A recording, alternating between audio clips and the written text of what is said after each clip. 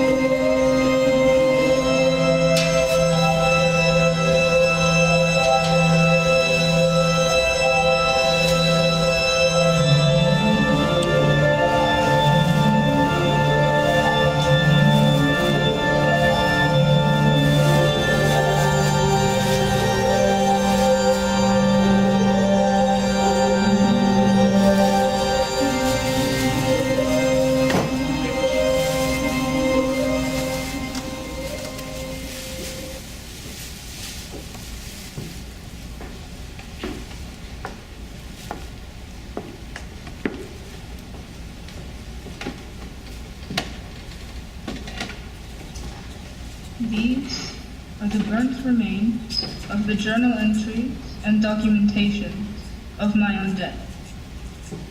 May they come forth and tell it to you.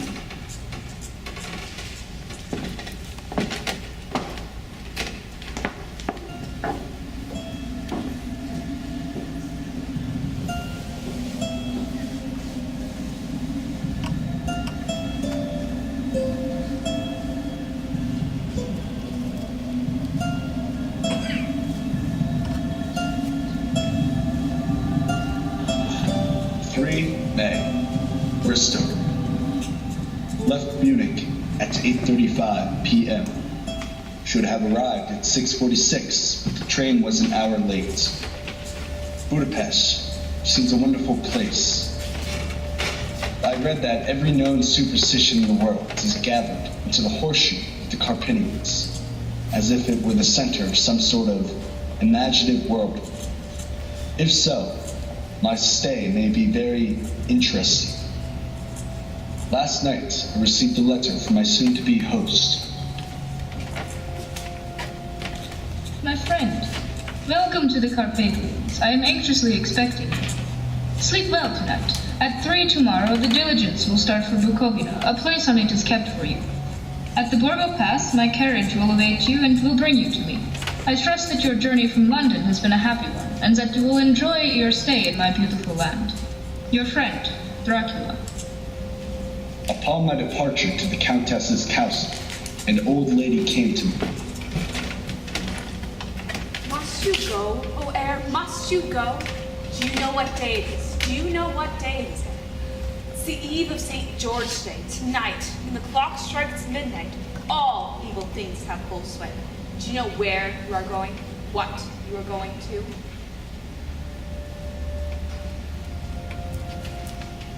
For your mother's sake. Whether it is the old lady's fear, or the many ghostly traditions of the place, or the crucifix itself, I do not know, but I am not feeling nearly as easy in my mind as usual. If this book should ever reach Mina before I do, let it bring my goodbye. Here comes the coach. On arrival to the Borgo Pass, to the Countess's castle, I expected to see the glare of lamps through the blackness, but all was dark.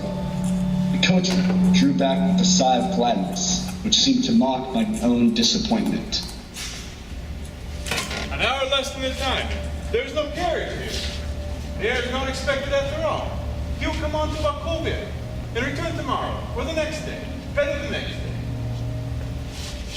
A caleche drove up behind us.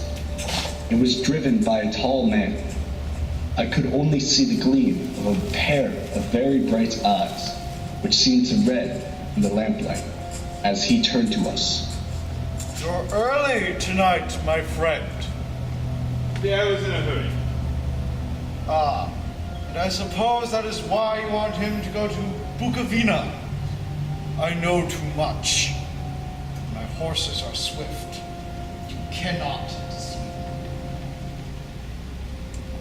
me. In that door, green stand. With the dead trouble now. I must have been asleep. For certain, if I had been fully awake, I must have noticed the approach of such a remarkable place. What sort of place had I come to, and among what kind of people? What sort of grim adventure was it on, which I had embarked? Was this a customary incident in the life of a solicitor's clerk, sent out to explain the purchase of a London estate to a foreigner? Solicitor's clerk. Mina would not like that. Solicitor. Just before leaving London, I got word that my examination was successful, and I am now a full-blown solicitor. Just as I had come to this conclusion, I heard a heavy step approaching. Within stood a tall old woman, and clad in black from head to foot, without a single speck of color about her anywhere. She held in her hand an antique silver lamp, in which the flame burned, without chimney or globe of any kind. Welcome to my house. Enter freely, of your own free will.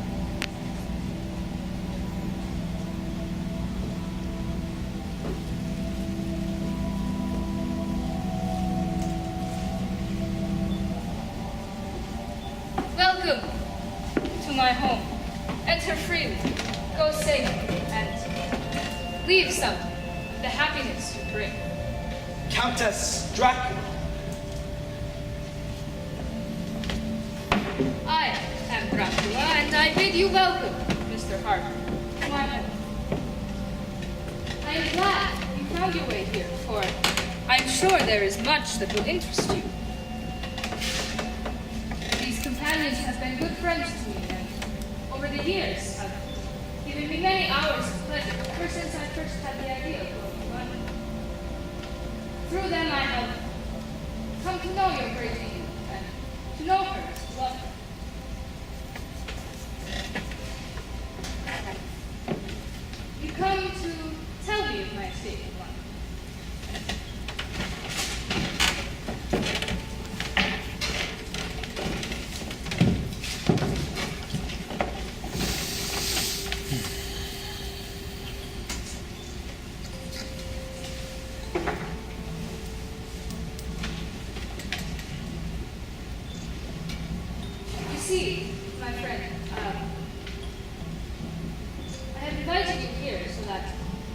by your speaking, I may learn the English information, as I only know your tongue through books. And I would that you would correct me when I make error, even of the slightest, in my speaking. But Countess, you know and speak English thoroughly. I thank you, my friend, for your all too flattering estimate, but I fear I am but a little way on the road I would travel. True, I know the grammar and the words, but I know not yet how to speak them. Yes, you speak well, though.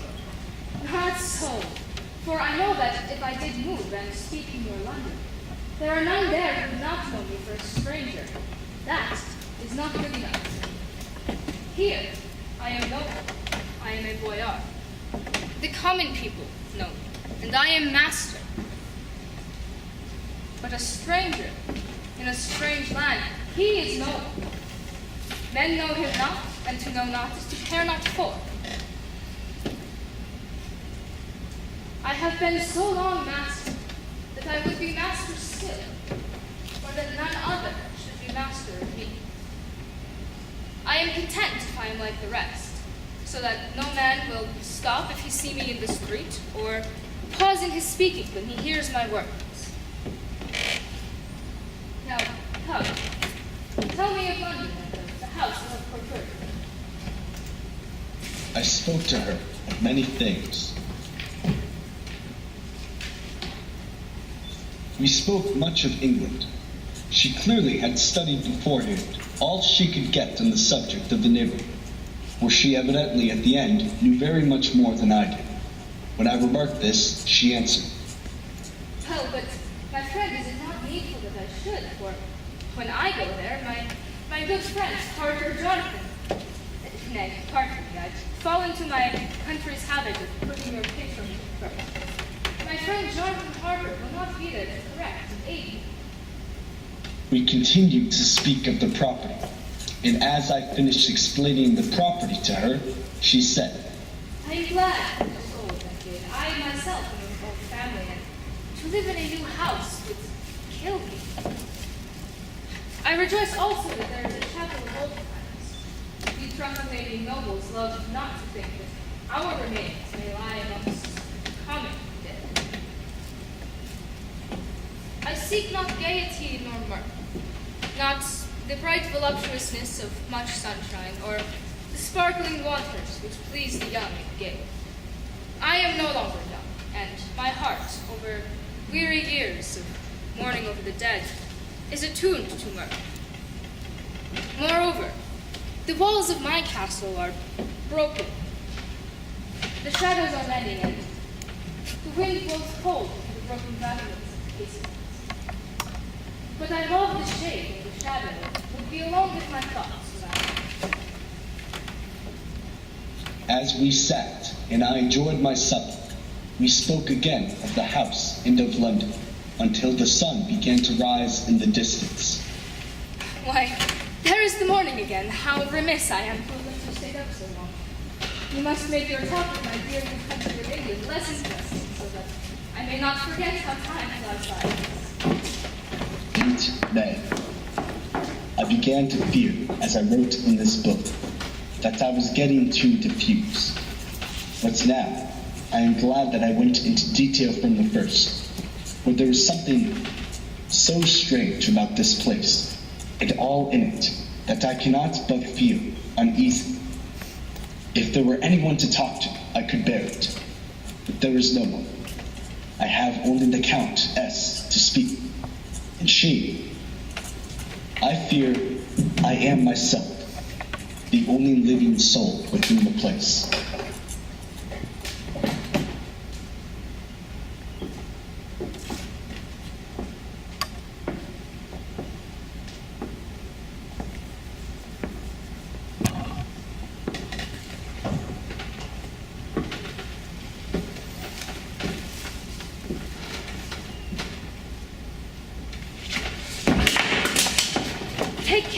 Take care how you cut yourself. It is more dangerous than you know in this country.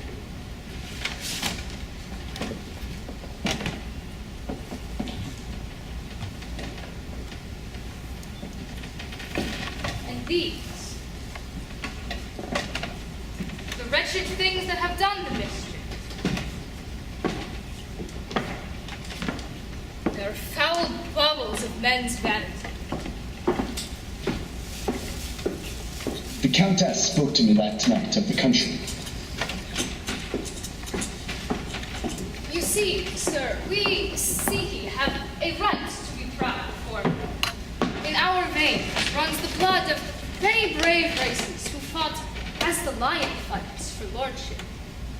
Here in the whirlpool of European races, the Uber tribe bore down from Iceland the fighting spirit which Thor and Woden gave them, which the berserkers used with such fell intent on the seaboards of Europe, Asia, and Africa too, till the people thought the werewolves themselves had come.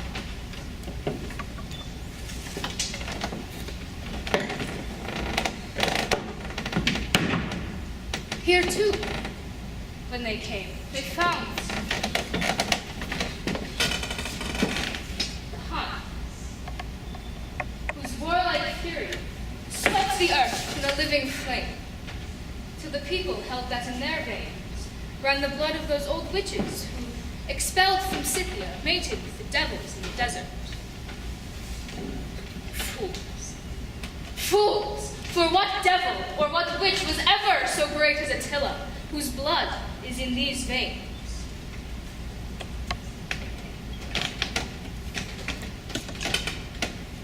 Who was it but one of my own race, who as Vaivode crossed the Danube and beat the Turk on his own land? This was a Dracula indeed. Was it not this Dracula who inspired that other of her race in later ages crossed the great river again and again into Turkey land? And when she was beaten back, came again and again through the bloody fields where her troops were being slaughtered. Woe was it that my own unworthy brother, when he had fallen, sold his people to the Turk and brought the great shame of slavery on them.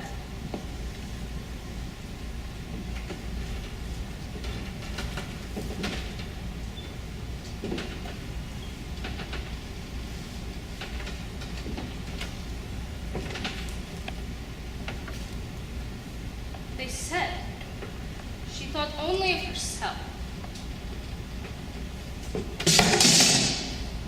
But tell me, what good are peasants without a leader? Tell me, where ends the war without a brain and a heart to conduct it? And again, when, after the Battle of the Mohawks, we threw off the Hungarian yoke, we of the Dracula blood were amongst their leaders. For our spirit would not brook that we were not free.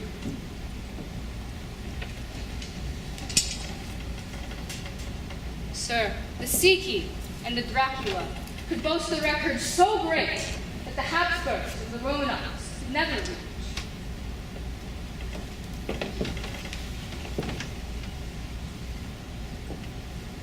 But the warlike days are over. Blood is too precious a thing in these times of dishonorable peace. And the glories of the great races are but a tale that is told.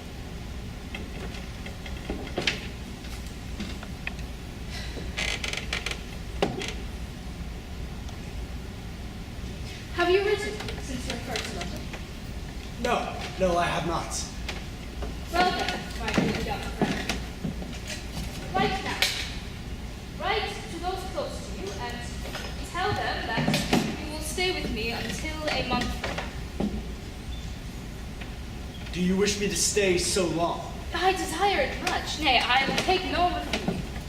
When your master, employer, what you will, engaged that someone should come on his behalf, it was understood that my needs only were to be consulted.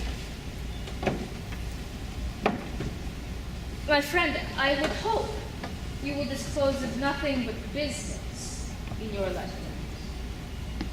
It will doubtless please your friends to know that you are well, and look forward to getting home to them.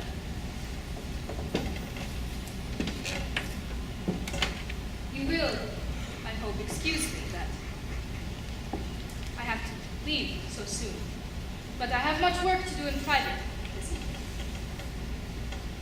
You will find all things as you Later, I am beginning to fear this nocturnal existence, Telon. It is destroying my nerve. I start my own shadow, and am full of all sorts of horrible imaginings. God knows that there is a ground for my terrible fear in this accursed place. I looked out from my room's window and saw the Countess coming from out what I believed was her room. I was at first interested and somewhat amused, for it is wonderful how small a matter will interest and amuse a man when he is imprisoned. But my very feelings changed to repulsion and terror when I saw the whole woman slowly emerge from the window and began to crawl down the castle wall over the dreadful abyss, face down, with her cloak spreading out around her like great wings. I saw the fingers and the toes grasp the corners of the stones, worn clear of the mortar by the stress of years, and by thus using every projection and inequality, move downwards with considerable speed, just as a lizard moves along a wall. I am in fear, an awful fear, and there is no escape from me. I am encompassed about terrors that I dare not think of. The morning of 16 May. God preserve my sanity, for to this I am reduced. Safety and the assurance of safety are things of the past. After the Countess left the castle again, in her lizard-like fashion, I went around the castle to examine the rooms, most of which were locked. I came at last to one new room.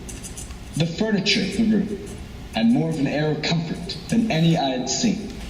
The sense of sleep was upon me, and with it, the obstinate which sleep brings as an outright. The soft moonlight soothed, and the wide expanse without gave a sense of freedom, which will refresh me. I determined not to return to the gloom-haunted rooms, but to sleep here. But I was not alone.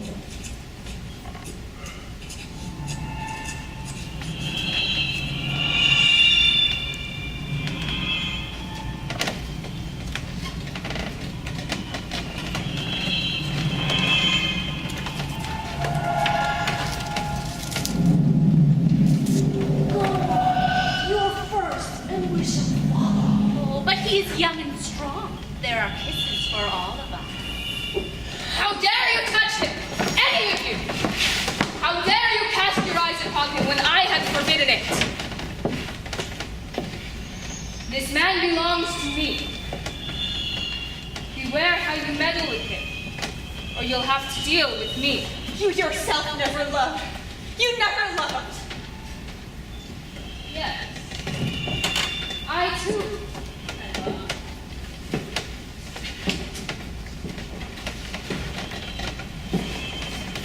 You yourself know it from the past.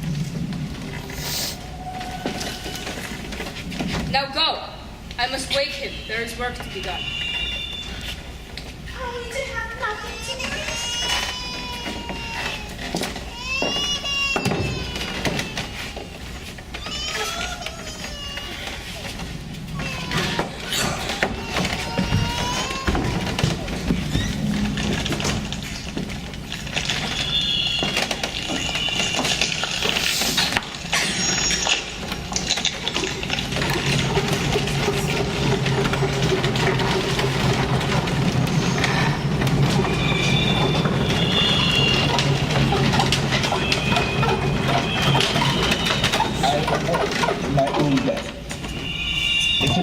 That I had not dreamt.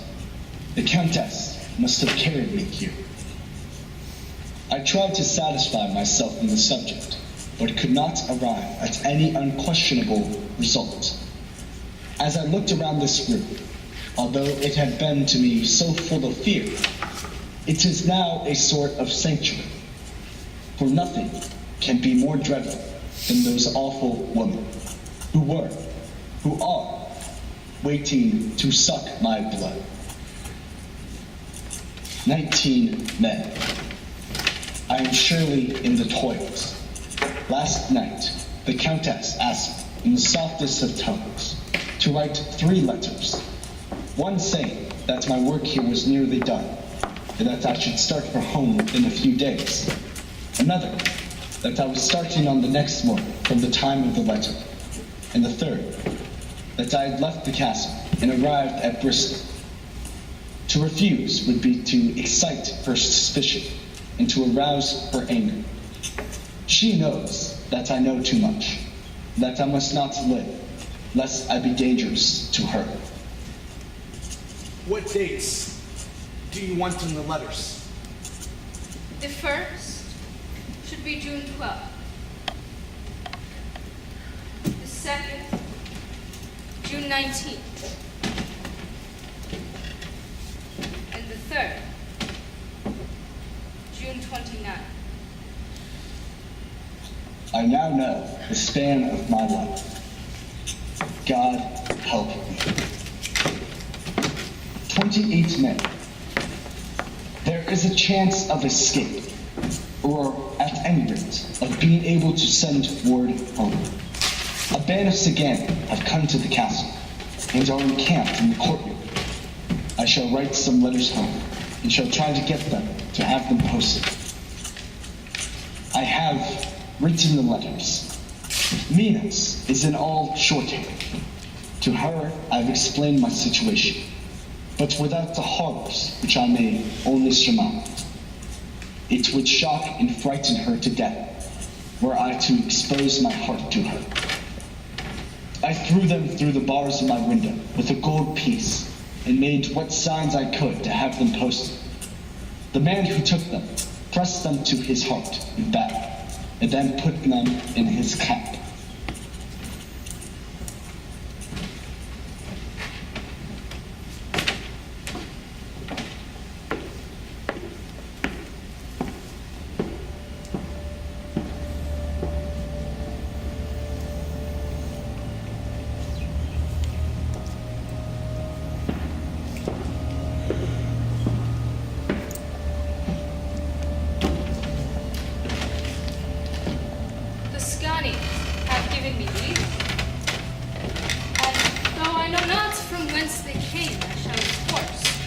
Take care. See, one is from you to your employer, but the other, this, is a violent thing, an outrage on friendship and hospitality. It is not snug.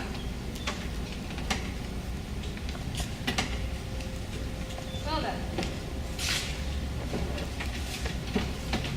it can be of no use to us.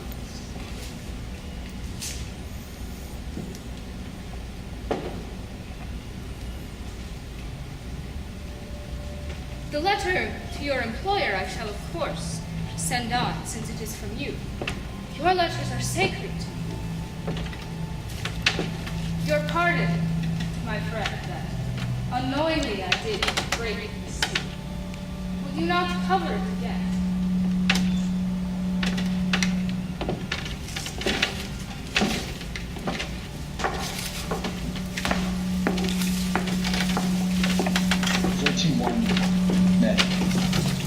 This morning, when I woke, I thought I would provide myself with some papers and envelopes from my bag and keep them in my pocket. Every scrap of paper was gone, and as I looked, everything of mine was missing. 17 June. This morning, I saw men show up with boxes, and as I cried down to them from my window, They gave me no reply to my horror. 24 June. I have been at the window when I saw something come out of the Countess's window. I drew back and watched carefully and saw the whole woman emerge. Later that morning, I heard a sound in the courtyard without, the agonized cry of a woman. I rushed to the window and, throwing it up, peered between the bars.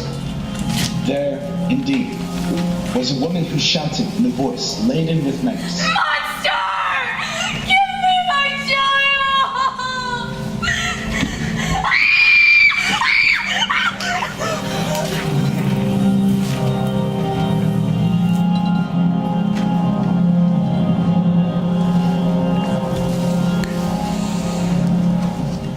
I could not pity her, for I knew now what had become of her child, and she was better dead. 25 June. No man knows, till he has suffered for the night, how sweet and dear to his heart the eye of morning can be. I must take action of some sort, whilst this courage of the day is upon me. Where her body has gone, why may not another body go? God help me in my task. Goodbye, Mina, if I fail. Same day, later, I made it to her room. Empty. I made my way out to the room and found a passage with wooden boxes and earth placed within. In one of the boxes lay the Countess. She was either dead or asleep. I could not say which. The lips were as red as ever, but there was no sign of movement. No pulse, no breath, no beating of the heart. I fled from the place, and regaining my room, I threw myself panting onto the bed and tried to think. 29 June. Today is the date of my last letter. I saw her leave the castle by the same window, and in my clothes. As she went down the wall, I wished that I might destroy her. But I fear that no weapon brought along by man's hand would have any effect on her. I fell asleep. I was awakened by the Countess, who looked at me as grimly as a man could look, as she said, Tomorrow, my friend, we must part. You return to your beautiful England, and I to some work that may have such an end. We will never. But I am in hopes that I will see more of you here at Castle Dracula. Why may I not go tonight? Because, dear sir, my carriage and horsemen are away on a mission. But I would gladly walk. I want to be away at once. And your baggage? I'll send for it later. I care not for it. You English have a saying that is dear to my heart, for it is what rules us boyards. Welcome the coming, speed the parting. Come, follow me, for not an hour will you stay in my house against your will. Though I am saddened at your sudden desire to leave.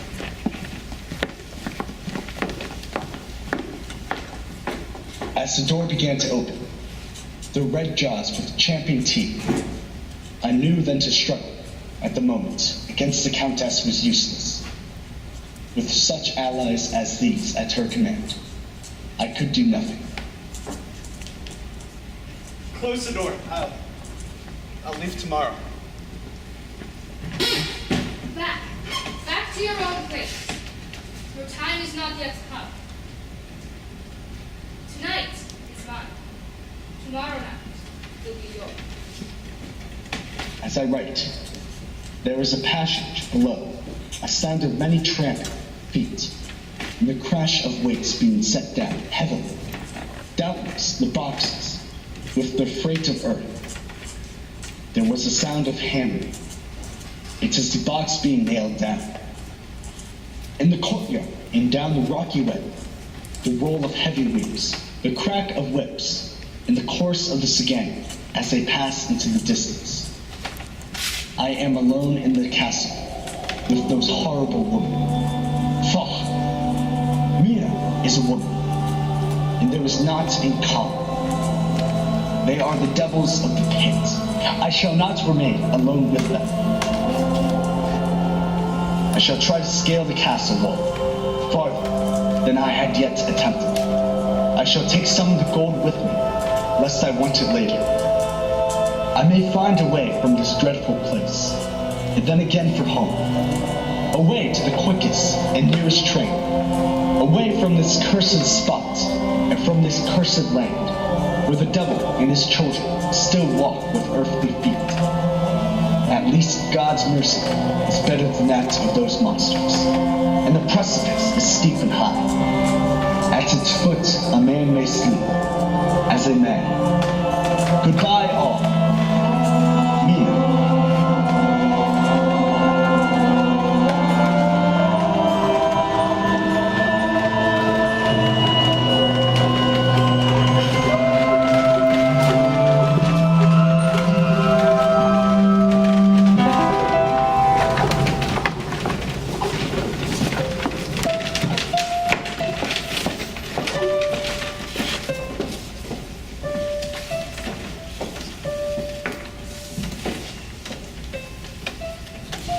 May 9th. My dearest Lucy, forgive my long delay in writing, but I have been simply overwhelmed with work.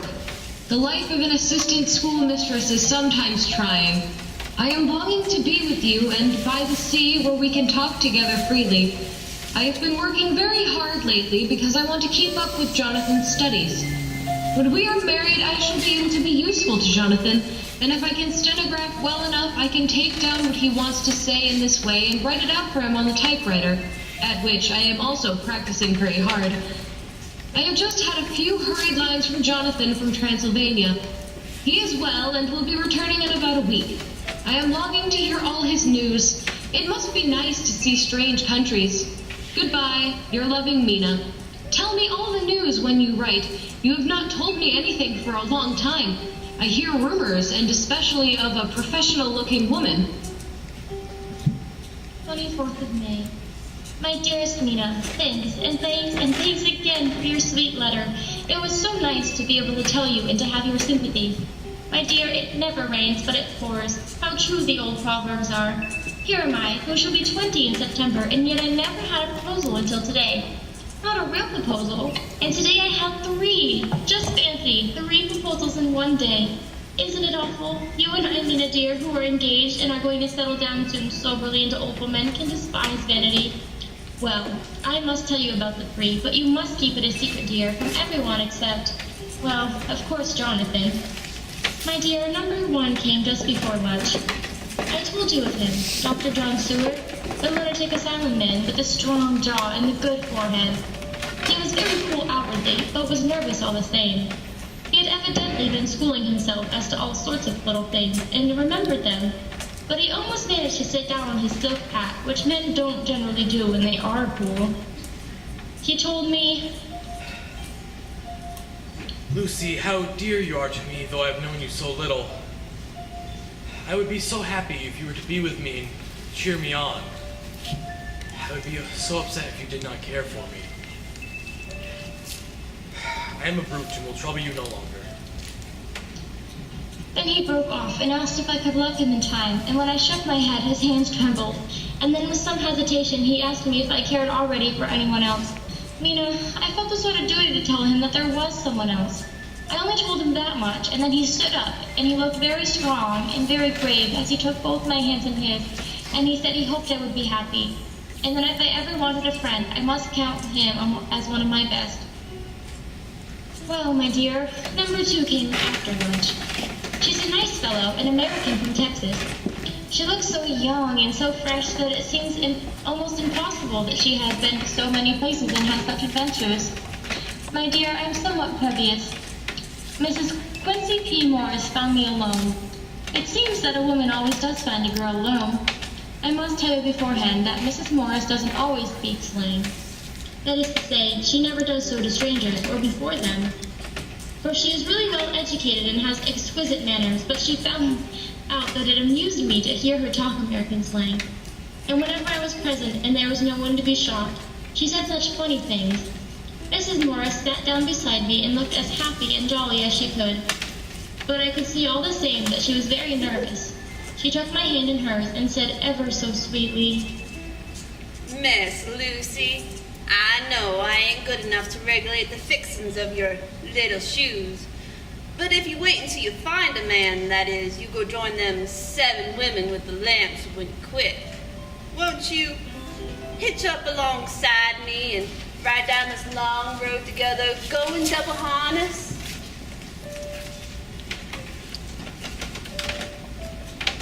I said, as lightly as I could, that I did not know anything of hitching, and that I wasn't broken to a harness at all yet. I suppose she saw something in my face which checked her. First, she suddenly stopped and said with a sort of manly fervor that I could have loved her, or if I had been free. Lucy, you're an honest-hearted girl, I know. I should not be here talking to you as I am now, but it would leave you clean grit right down to the very depths of your soul. Tell me, from one good fellow to another, is there anyone else you care for? And if there is, I shan't trouble a breath on your hair again, but will you be, if you let me, an ever-faithful friend? Here was I, almost making fun of this great-hearted, true gentlewoman. I burst into tears. I'm afraid, my dear, you will think this a very sloppy letter in more ways than one. I really felt very badly. Why can't they let a girl go and marry 3 people, or as many want her, and save all of this trouble? But this is heresy, and I must not say it. I am glad to say that, though I was crying, I was able to look into Mrs. Morris's brave eyes and told her out straight. Yes, there is someone I love, though she has not yet told me that she even loves me. That's my brave girl. It's better late to be a chance of winning you than being in time for any other girl in the world. Don't cry, my dear. If it's for me, I'm a hard nut to crack, and I take it standing up. And if this other fellow doesn't know their happiness, well, they better start looking for it, or they'll have me to deal with. Little lady, your honesty and pluck have made me a friend, and that's rarer than a lover. Or self-considered. I've got a long walk from here to Kingdom Come. Won't you give me one kiss? Something to hold off the darkness now and then. If you want, if you don't love it. If he hasn't said so. That quite won me, Mina, for it was brave and sweet of her. And noble, too, to a rival, wasn't it? And she looked so sad, so I leaned over and kissed her.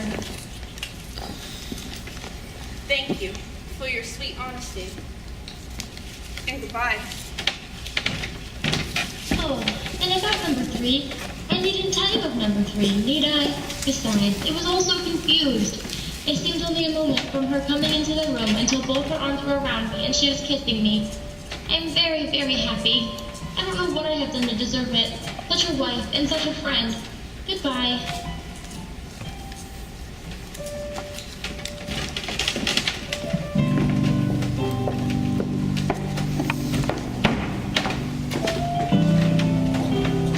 May 25th. Cannot eat, cannot rest, so diary instead. Since we were both yesterday, I was as I knew that the only cure for this sort of thing was to work on patients. I picked out one who was afforded me something of much interest. She is so quaint that I am determined to understand her as well as I can. Today I seem getting nearer than ever before to the heart of nursery. I questioned her more fully than I had ever done with a view of making myself master to the facts of her hallucination. In my manner of doing it, there was, I now see, something of cruelty. I seemed to wish to keep her to the point of her madness, a thing which I avoided with the patience of every mouth of hell. R.M. Renfield, age 37. Sanguine temperament, great physical strength, morbidly excitable, music gloom, and in some fixed idea which I cannot make out.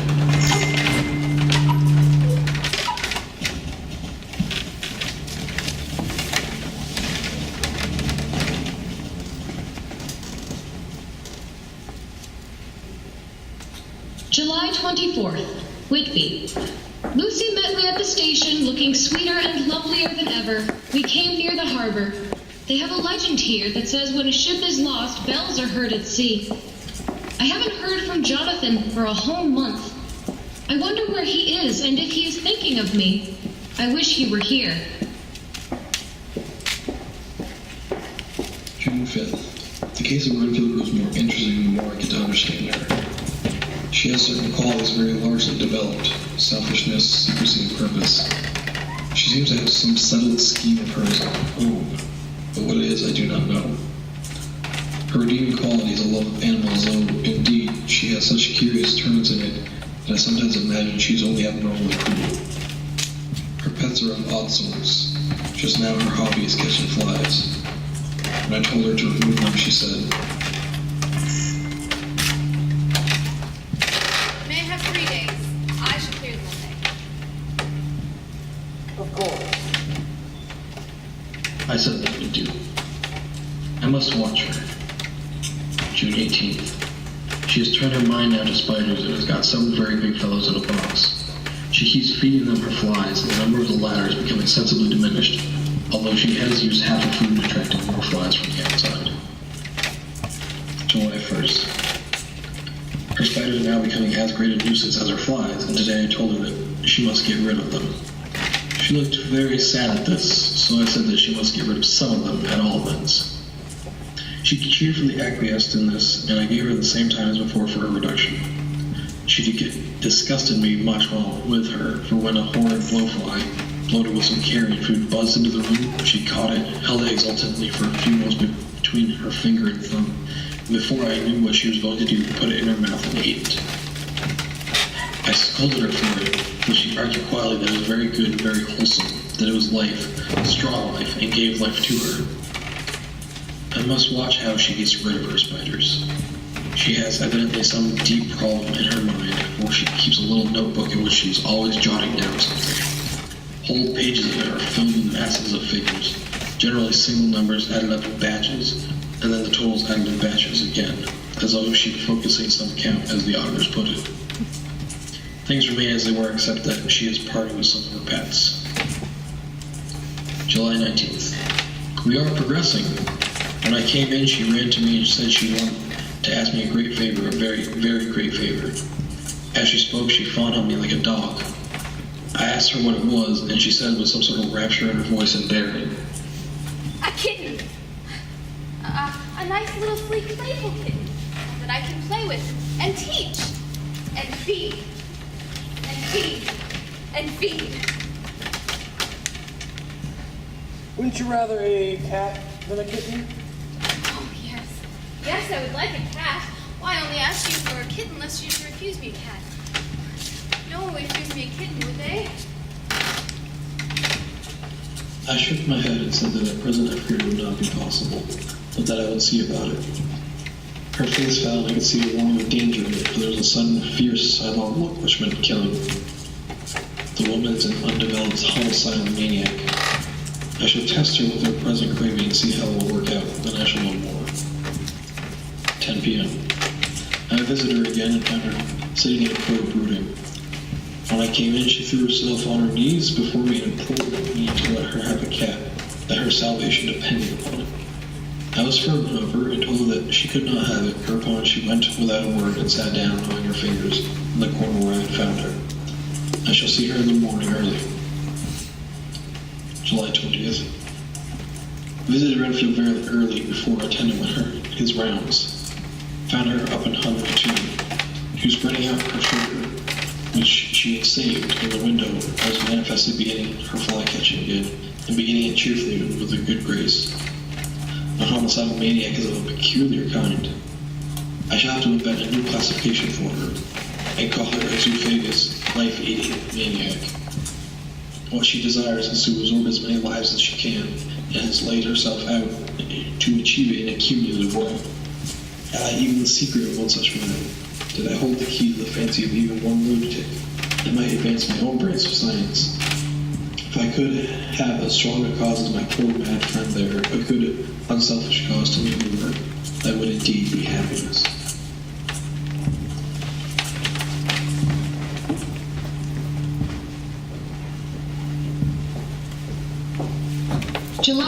26th. I am unhappy about Lucy and about Jonathan. I had not heard from Jonathan for some time and was very concerned. But yesterday I received a letter from him. It is only a line dated from Castle Dracula and says that he is just starting for home. That is not like Jonathan. I do not understand it, and it makes me uneasy. Then, too, Lucy, although she is so well, has lately taken to her old habit of walking in her sleep. I am to lock the door of our room every night. Mrs. Westenra has got an idea that sleepwalkers always go out on roofs of houses and along the edges of cliffs, and then get suddenly wakened and fall over with a despairing cry that echoes all over the place. I look at the last letter of his, but somehow it does not satisfy me. It does not read like him, and yet it is his writing. There is no mistake of that. Lucy has not walked much in her sleep the last week, but there is an odd concentration about her which I do not understand.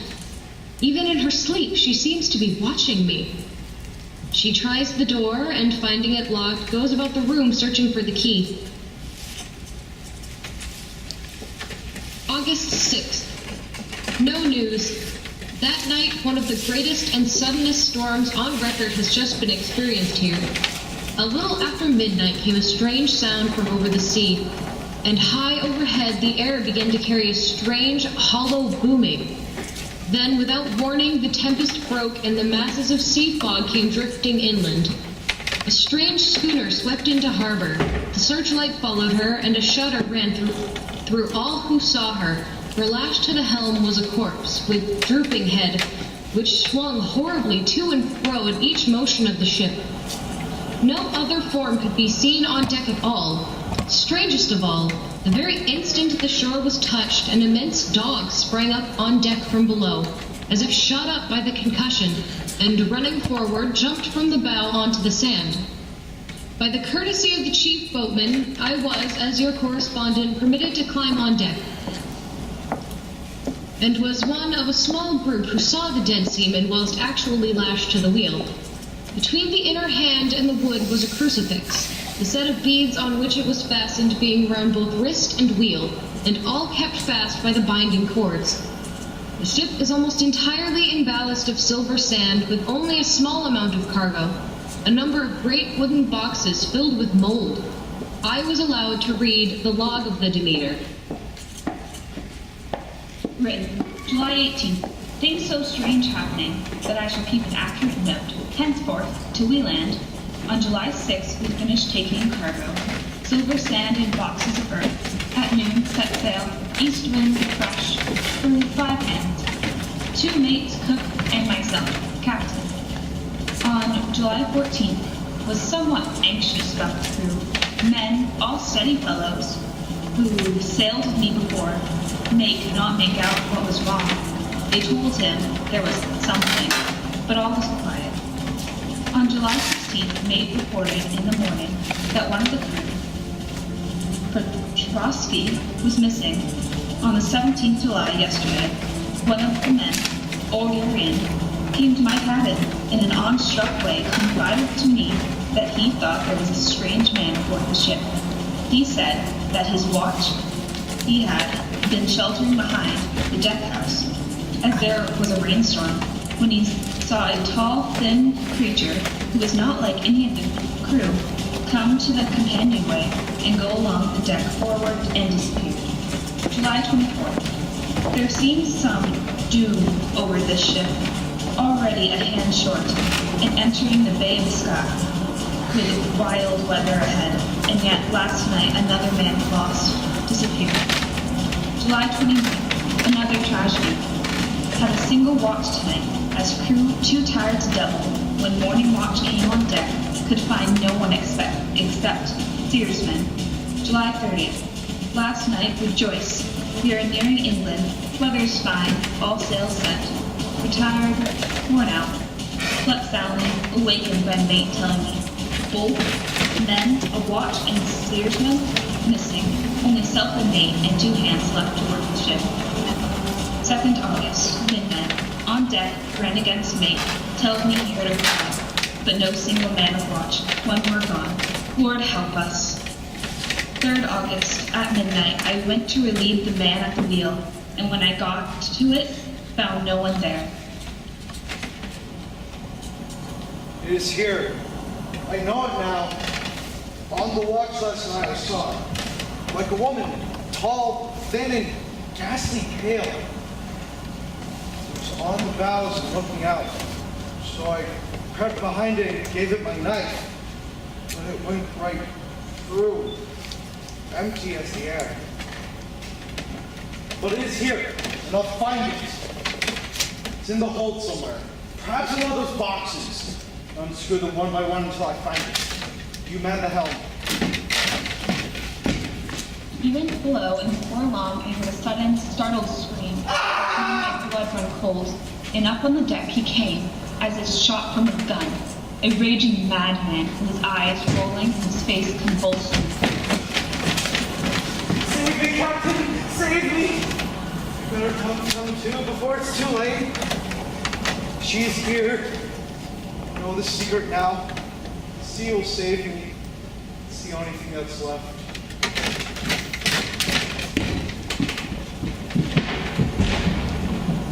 August 4th, still fog, which the sunrise cannot pierce. I know there is sunrise because I am a sailor. Why else I know not. I dare not go below. I dare not leave the helm. So here, all night I stayed. In the dimness of the night I saw it. God forgive me, but the mate was right to jump overboard. It was better to die like a man, to die like a sailor in blue water. No man can object. But I am captain, and I must not leave my ship. But I shall. Then I shall tie that which it cannot dare touch. And then, come, good wind or cold, I shall save my soul and my honor as captain. If we are wrecked, mayhap this bottle may be found, and those who find it may understand, and so will end this one more mystery of the sea.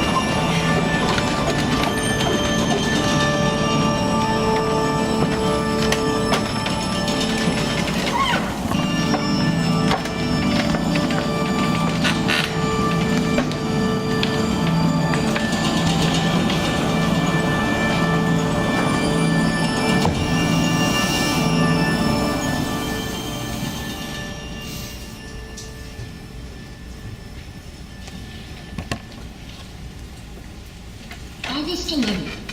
I fell asleep as soon as I had closed my diary. Suddenly I became broad awake and sat up with a horrible sense of fear upon me and of some feeling of emptiness around me. The room was dark, so I could not see Lucy's bed. I stole across and felt for her. The bed was empty. There was a bright, full moon.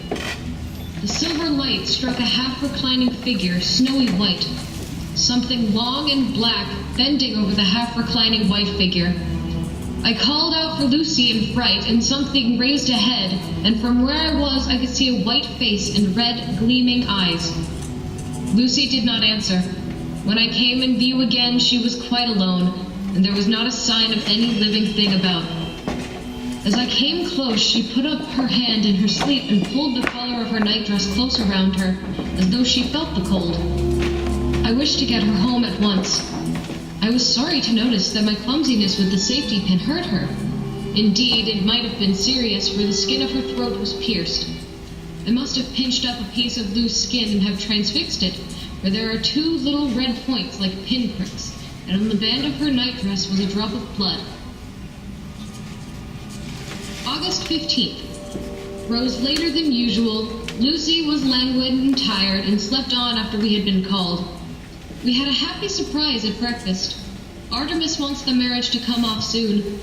Lucy is full of quiet joy, and her mother is glad and sorry all at once. Later on in the day, she told me the cause. She is grieved to lose Lucy as her very own, but she is rejoiced that she is soon to have someone to protect her. She has not told Lucy and made me promise secrecy. Her doctor told her that within a few months at most she must die, for her heart is weakening. At any time, even now, a sudden shock would be almost sure to kill her. August 17th. No diary for 2 whole days. I have not had the heart to write. Some sort of shadowy pall seems to be coming over our happiness. No news from Jonathan, and Lucy seems to be growing weaker. I looked at her throat just now as she lay asleep, and the tiny wounds seemed not to have healed. They are still open, and if anything, larger than before, and the edges of them are faintly white.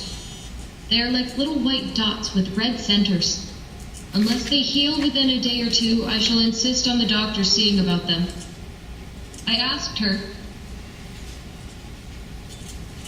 Did you dream at all last night? I didn't quite dream, but it all seemed to be real. I only wanted to be here, in this spot. I don't know what, but I was afraid of something. I don't know why. I can't remember, though. I suppose I was asleep, passing through the streets over the bridge. A bit sleepy as I walked by. I looked down and looked. I had a lot of dogs howling. It seemed as if the whole town was full of hundreds of dogs, all just howling at once as I went up the steps. And then I vaguely remember something long and dark with red eyes, as we saw in the sunset. And then I seemed to be sinking into a deep green water. I heard a strange singing in my ears, like I've heard there is to drowning men. And then my body seemed to come out of me and float about the air. The West Lighthouse was right under me, and there was an agonizing feeling. And then I came back here, and I found you shaking my body. I saw you do it before I felt you.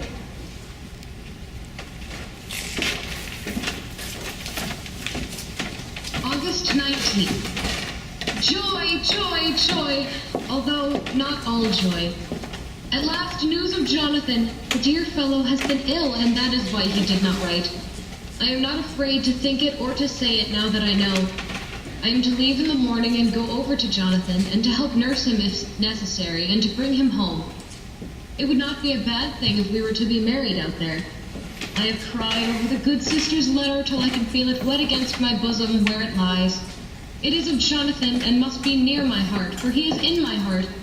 I must write no more. I must keep it to say to Jonathan, my husband.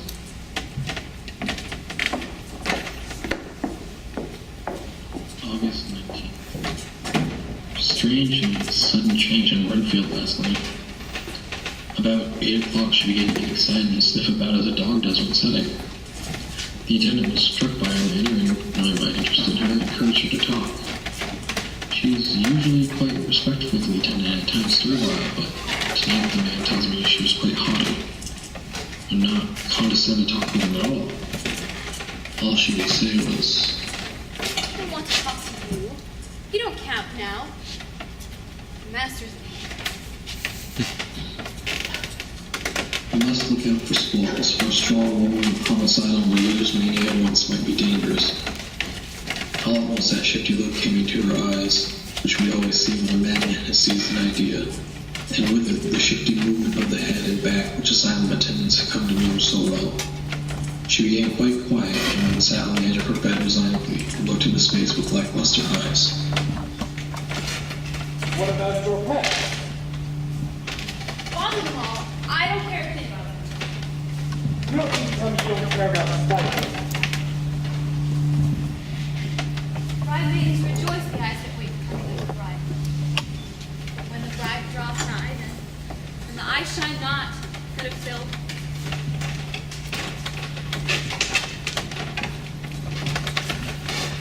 She would not explain herself. I cannot but think of Lucy and how different things might have been. If I don't sleep at once, Chloe will be modern Morpheus. I must be careful not to let it grow into a habit. Later, the night watchman came to me sent up from the ward to say that Renfield had escaped. I threw on my clothes and ran down at once. My patient is too dangerous a person to be worried about. Those ideas of hers might work out dangerously with strangers. I found her out through the woods about the old iron-bound oak door of the chapel. She was talking apparently to someone. I'm here. I'm here to do your bidding, master. I'm your slave, and you shall reward me, for I've been faithful.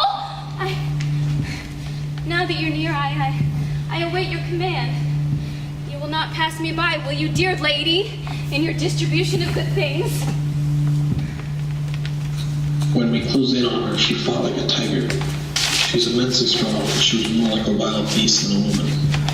I never saw a lunatic in such a loss as I'm waiting before, and I hope that she will not again.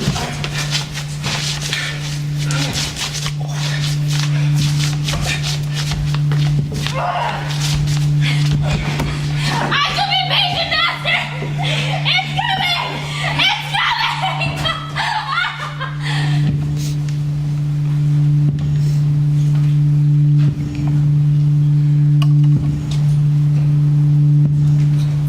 August 24th, Budapest. My dearest Lucy, I know you will be anxious to hear all that has happened since we parted. I found my dear one, oh, so thin and pale and weak-looking. When he woke, he asked me for his coat, as he wanted to get something from the pocket. I asked Sister Agatha, and she brought all his things. I saw amongst them was his notebook. Wilhelma. I knew then that he was in deadly earnest, for he has never called me by that name since he asked me to marry him. You know, dear, my ideas of trust between husband and wife. There should be no secrets, no concealments. In that book is what I have forgotten, what is plain. Take the book. Do what you want, burn it, read it. Just don't let me know unless I need to.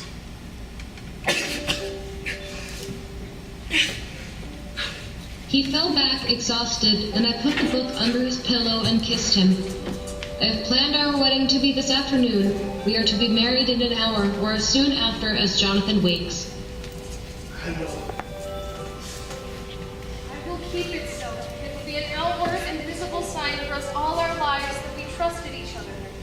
I would never open it unless it was for your own dear sake or for the sake of some stern duty. That is dearest thing.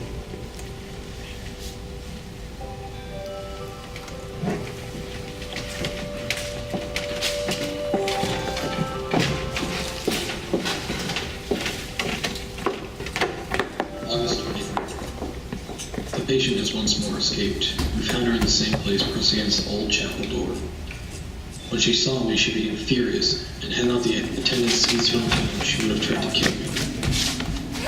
Here, a strange thing happened. She suddenly redoubled her efforts, and then, as suddenly, grew calm. I looked around instinctively, but could see nothing. Then I caught the patient's eye and followed it, but could trace nothing as it looked into the moonlight sky except a big bat. You didn't find me. I shall go quiet.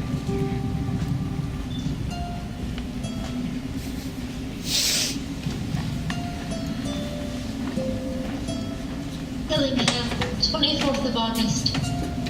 Perhaps it's the change of air or getting home again. It is all dark and horrid to me, for I can remember nothing. But I am full of vague fear, and I feel so weak and so worn out.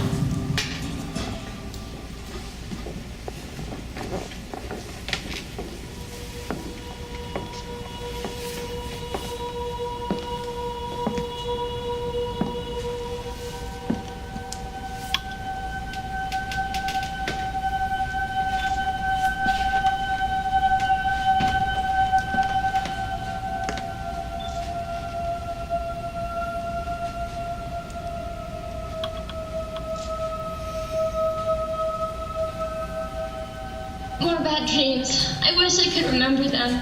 This morning I am so horribly weak. I shall try to cheer up when Artemis comes, or else I know she will be miserable to see me.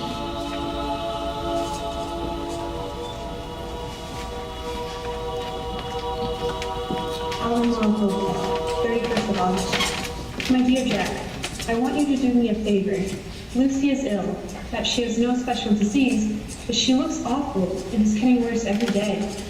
I have asked her if there is any cause. I not dare to ask her mother, for to disturb the poor lady's mind about her daughter in her present state of health would be fatal. Mrs. Westerna has confided in me that her doom is spoken, disease of the heart, though poor Lucy does not know it yet. It will be a painful task for you, I know, old friend, but it is for her sake, and I must not hesitate to ask or you to act. You are to come to lunch at Hillingham tomorrow, 2 o'clock, as to not arouse any suspicion at Miss Westerna. And after lunch, Lucy will take an opportunity of being alone with you. I am filled with anxiety and want to consult with you alone as soon as I can after you have seen her. Do not fail, Artemis. September 2nd. My dear old fellow, with regard to Miss Stoner's health, I hasten to let you know at once that, in my opinion, there is not any functional disturbance or any malady that I know of. At the same time, I am not by any means satisfied with her appearance. When I saw that her high spirits had failed, I at once took advantage of her reaction to make a diagnosis. Oh, Artemis, everything you must. I do not care for myself, but for her. I could easily see that she was somewhat bloodless, but I could not see the usual anemic signs. I have checked her blood as well. The qualitative analysis gives a quite normal condition, and shows, I should infer, in itself a vigorous state of health. I am in doubt, and so have done the best thing I know of. I have written to my old friend and master, Professor Van Helsing of Amsterdam, who knows as much about obscure diseases as anyone in the world. Van Helsing would, I know, do anything for me for personal reasons, so no matter on what ground she comes, we must accept her wishes. She's a seemingly arbitrary woman. This is because she knows what she is talking about better than anyone else. Yours always, John Seward. 2nd of September. My good friend, when I received your letter, I am already coming to you. By good fortune I can leave just at once, without wrong to any of those who have trusted me. Tell your friend that you did more for me than all his great fortune could do. Please so arrange it that we may see the young lady not too late on tomorrow. Till then, goodbye, my friend John. Van Helsing. September 3rd. My dear Aunt Van Helsing is coming on. She made a very careful examination of the patient. She is, I fear, much concerned, but says she must think.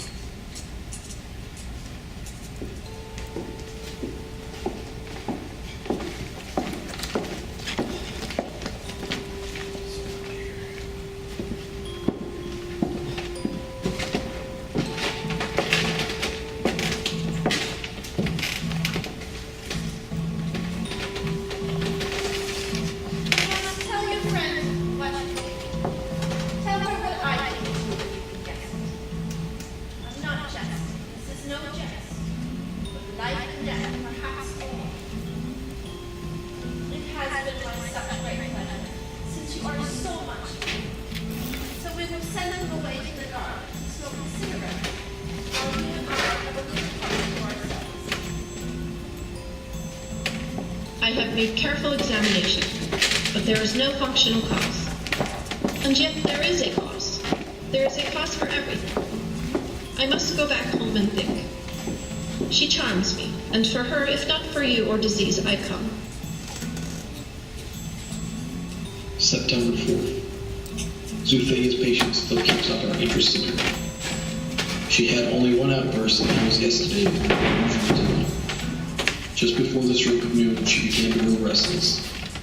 It is now after the dinner hour of the asylum, and as of yet my patient sits in a corner brooding. All over. All over.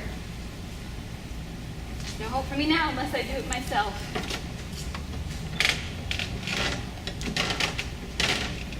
Doctor, should be very good to me. Let me have a little more sugar. I think that would be very good for me. And for your flies, Yes, the flies like it too, and I like the flies, therefore I like it. Midnight. No change in her. I reached her just as the sun was going down, and from her window saw the red disk sink. As it sank, she became less and less frenzied. It is wonderful, however, what intellectual recuperative power lunatics have. For within a few minutes she stood up quite calmly and looked around her. I signaled to the attendants not to hold her, for I was anxious to see what she could do. what about your flies? I'm sick of all that rubbish. September 6th. Terrible change for the worse. Come at once. Do not lose an hour. I hold over telegram to Homewood till I have seen you.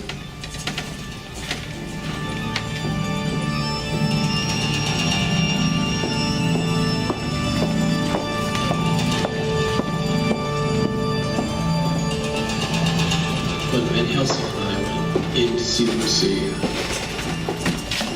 if I was shocked when I saw her yesterday, I was horrified when I saw her today. She was ghastly, chalky pale. The red seemed to have gone even from her lips and gums, and the bones of her face stood out prominently. Her breathing was painful to see or hear. My God, this is dreadful. She will die for sheer want of blood, to keep her heart's actions as they should be. There must be a transfusion of blood at once. Is it you or me? Must be me, Professor. I'm younger and stronger. Then get ready. I am prepared.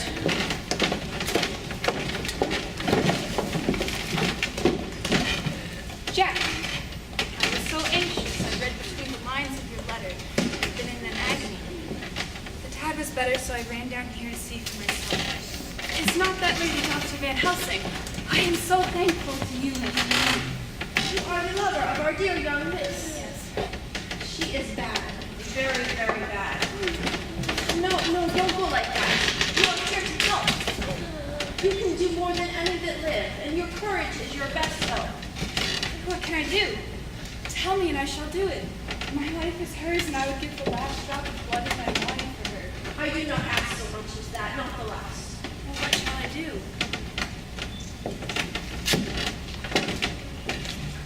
Young miss is bad, very bad. She wants blood, and blood she must have or die. My friend John and I have consulted. We are about to perform what we call a transfusion of blood, to take from the full veins of one, to empty which pine for. John was to give his blood, for he is more young and strong than me. But you are here now, and you are better than us, young or old, who toil much in the world of thought. If you only knew how gladly I would die for her, you would understand. Good lass. You will kiss her once before it is done, and then you must leave it my son. And no word to Madame. You know how it is with her. There must be no shock, and any knowledge of this would be. You may kiss her. Friend John helps me. She is so young and strong, and her blood so pure. You need not to defibrillate it.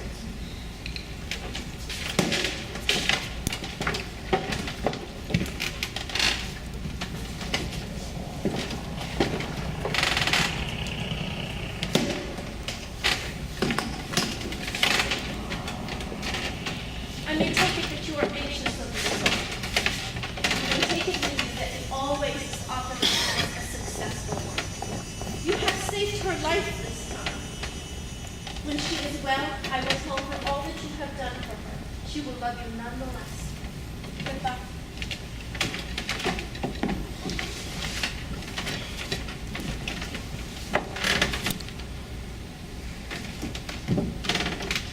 What do you make of these marks on her neck? What do you make of them? I don't know. I haven't had time to examine them. Well, I must go back to Amsterdam tonight. There are books and things there which I want.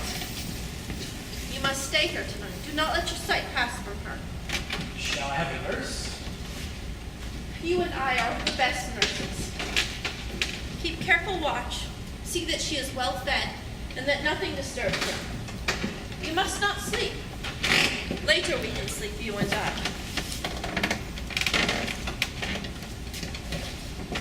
I will be back soon, and then we will begin. Again, what do you mean? We shall see. Remember, she is in your charge, and if you leave and harm befall her, you shall not sleep easy hereafter.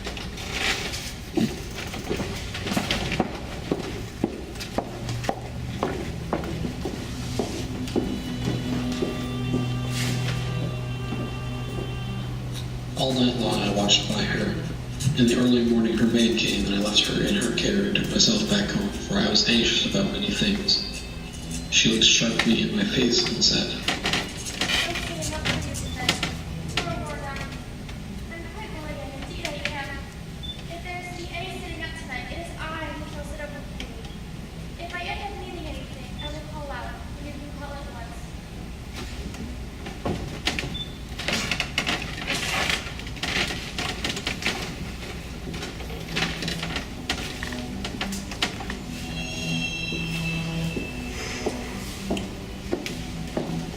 September 10th. I was conscious of the professor's hand on my head and started moving all in a second. That is one of the things that we learn on asylum, at any rate. And how's our patient? Well, when I left her, or rather when she left.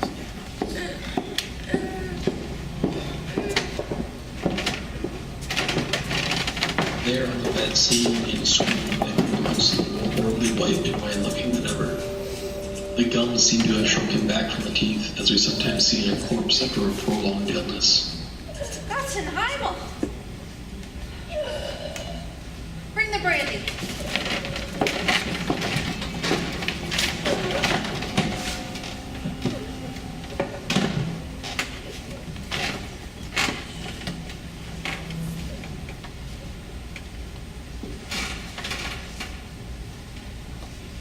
It is not too late. It beats slow but feebly. All our work is undone. We must begin again. There is no young Artemis here now this time. I must call on you yourself. No man knows of the experiences of what it is to feel his own lifeblood drawn away into the veins of the woman he loves.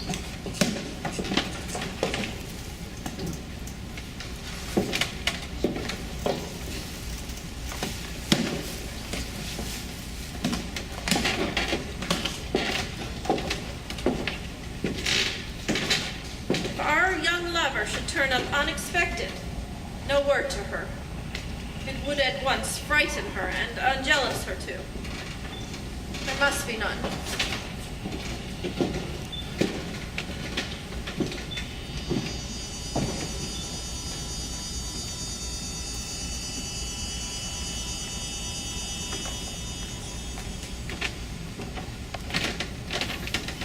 We owe you so much, Dr. But you really must be getting some rest now. You're looking a little pale yourself. You need a wife to nurse and look after you. That you do.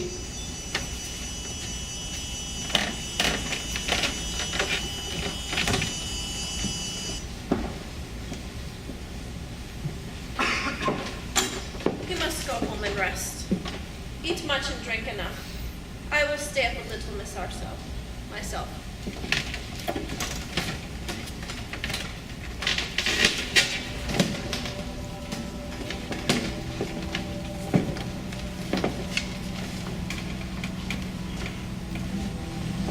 These are for you, Miss Lucy.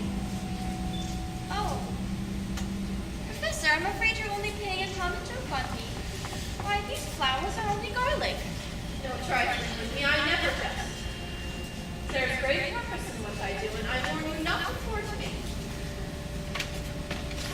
Friend John, help me deck the room with my garlic.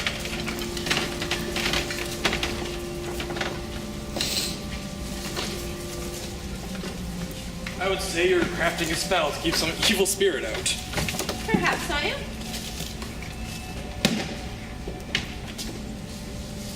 Now mind you, even if the room shall be closed, do not open the door or the window.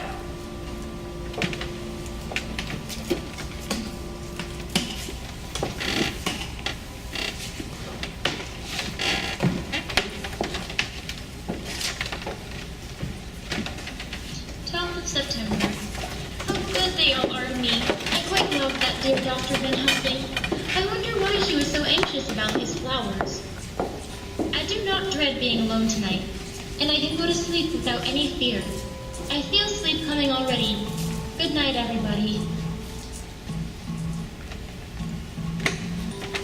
September 15th. Let all be put down exactly.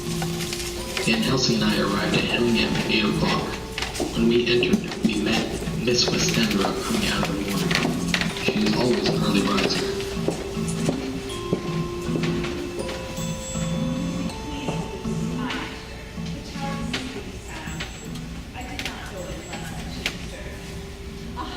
I thought I had diagnosed the case. My treatment is working. You must not get all for yourself.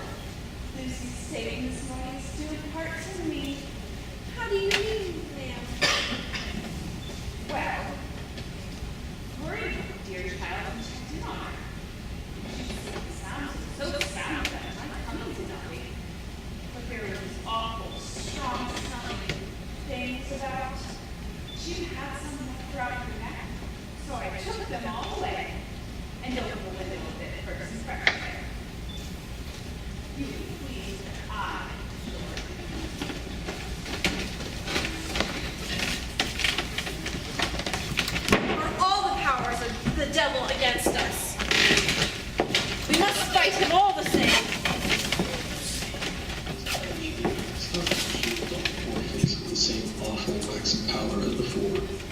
She wore a look of stern sadness and infinite pity. As I expected. Today you shall operate and I shall provide.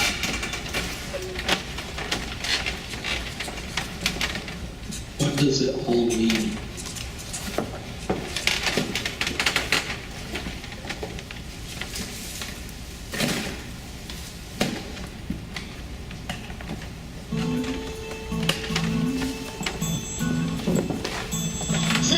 September night. I write this and leave it to be seen so that no one may by any chance get into any trouble through me. This is an exact record of what took place tonight. I feel I am dying of weakness and have barely enough strength to write this. But it must be done if I die in the doing. I wake to a heavy flapping against the windows. I called out to anyone that may be there that night, but I was quiet as to not wake Mother. I heard a sort of howl like a dog's, but more fierce and deeper. I came in to check on you. Are you all right? It's okay.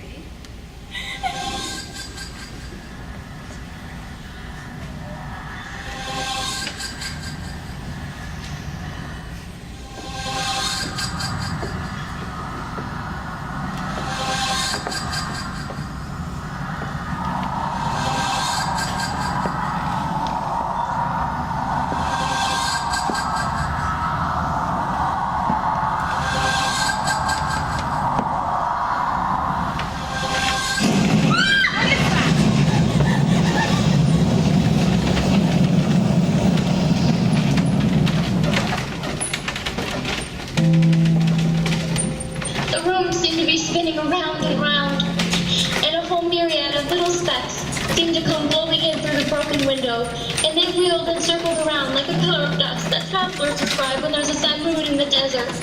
I tried to stir, but there was some spell upon me, and dear Mother's poor body would seem to go cold already, for her dear heart had ceased to beat, and it weighed me down. God, shield me from this hardness night. I shall hide this paper in my breast, but they shall find it when they come to lay me out. My dear Mother is gone. It is time that I go too.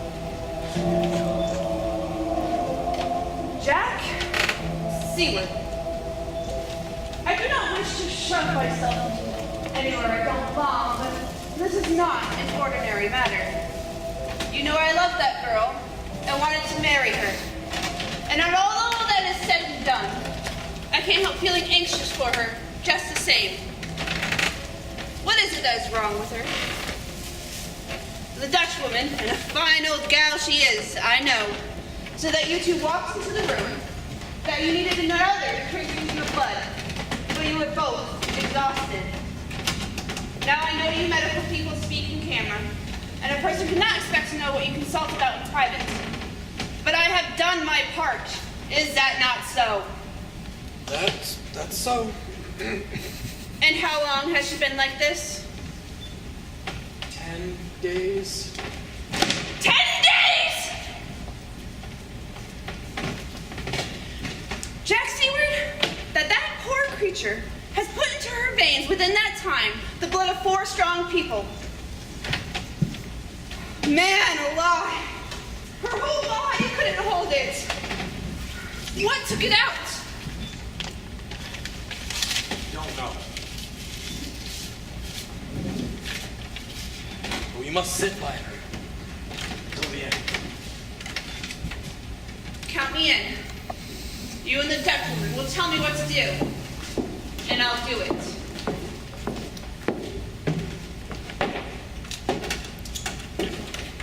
My God,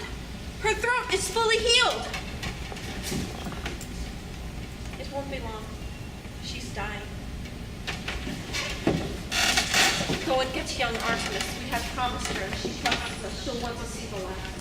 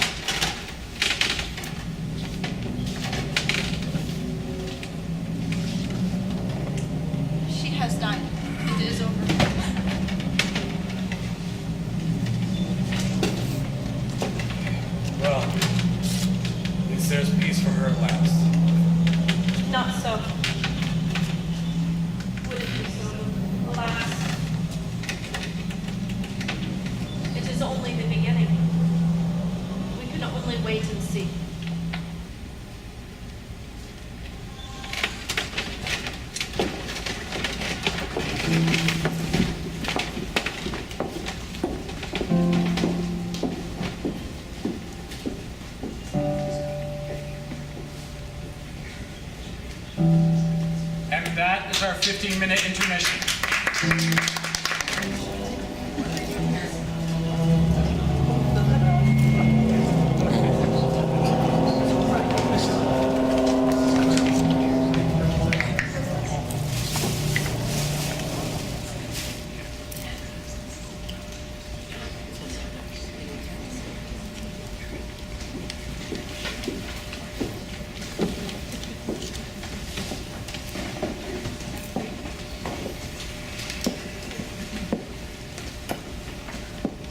And the hours that had passed, instead of leaving traces of decay's effervescent fingers, had restored the beauty of life, till positively I could not believe my eyes that I was looking at a corpse.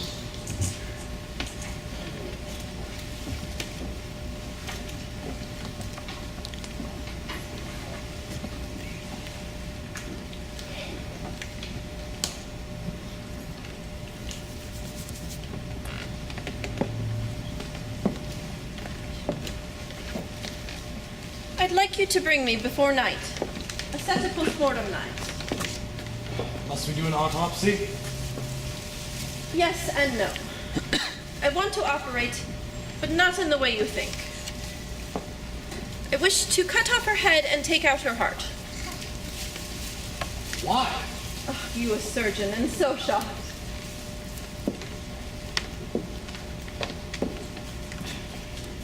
Why do it at all? What need is there? Why mutilate the poor girl? She's dead. There's nothing to gain from it. Nothing for us. Nothing for her. Nothing for science. Nothing for human knowledge. Why do it at all? Without necessity is it a monstrosity. Friend John, I pity your bleeding heart. And I love you all the more because it does so bleed. But you have known me, my friend, for many years. Have you ever known me to do anything needless? I may err, but I am human.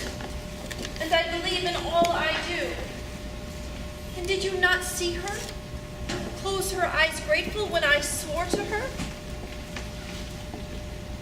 There are some strange and terrible days ahead of us, friend John.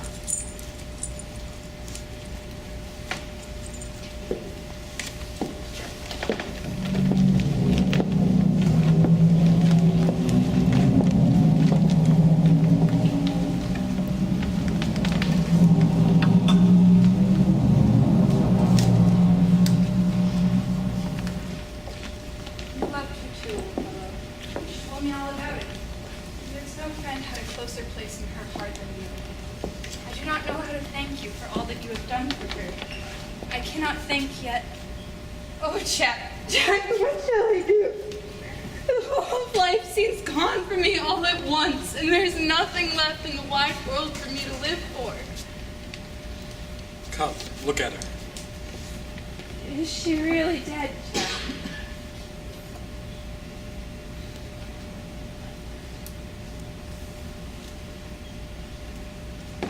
Lady Caton. No, for God's sakes, not that.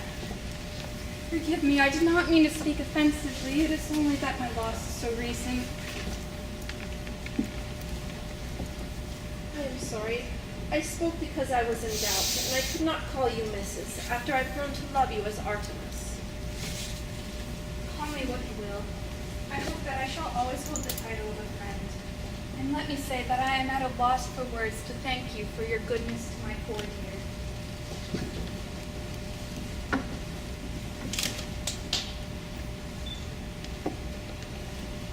May I ask you something, then? Certainly. Were you aware that Miss Westenra left you all her property? No, I never thought of it. Poor dear. And as it is yours, you can do with it as you wish. I would like you to give me permission to read all of Miss Lucy's letters and papers. I have a motive in which she would have approved. Dr. Van Helsing, do as you will. I feel that in saying this, I am doing what my dear one would approve. I will not bother you with questions until the time comes. Thank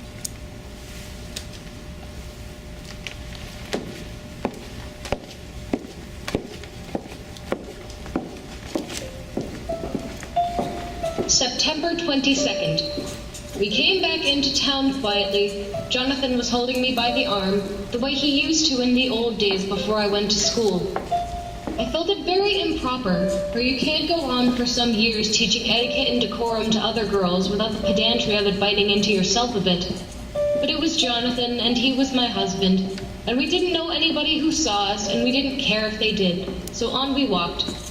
I was looking at a very beautiful girl when I felt Jonathan clutch my arm so tight that he hurt me.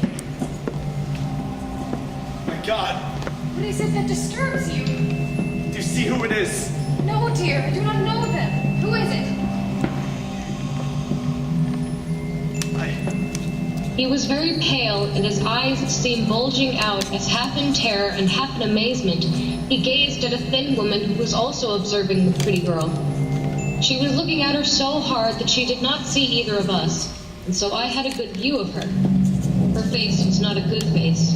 It was hard and cruel, with big white teeth that looked all the whiter because her lips were so red, or pointed like an animal's. She looked so fierce and nasty. After a moment, she looked away from the girl and continued off. I think it's the Countess, but she has grown young. My God, this would true. If only I knew. Okay, The time has come, I fear, when I must open the parcel and know what is written. Oh, Jonathan, you will, I know, forgive me if I do wrong, but it is for your own dear sake. Later. A sad homecoming in every way. The house empty of the dear soul who was so good to us. You will be grieved that Miss Westenra died 5 days ago, and that Lucy died the day before yesterday. They were both buried today. Oh, what a wealth of sorrow in a few words. Poor Mrs. Westenra, poor Lucy, gone, never to return to us. And poor Artemis, to have lost such a sweetness out of her life. God help us all to bear our troubles. The Westminster Gazette, September 25th, a Hampstead mystery. The neighborhood of Hampstead is just at present exercised with a series of events which seem to run on lines parallel to those of what was known to the writers of headlines as the Kensington Horror, or the stabbing of a woman in black. During the past 2 or 3 days, several cases have occurred of young children straying from home or neglected to return from their playing with heath. In all these cases, the children were too young to give any properly intelligible account of themselves, but the consensus of their excuses is that they had been with a bloofer lady. Some of the children, indeed all who had been missed that night, have been slightly torn or wounded in the throat. The Westminster Gazette, 25th of September, extra special, the Hampstead Horror, another child injured, the Blue Fur Lady.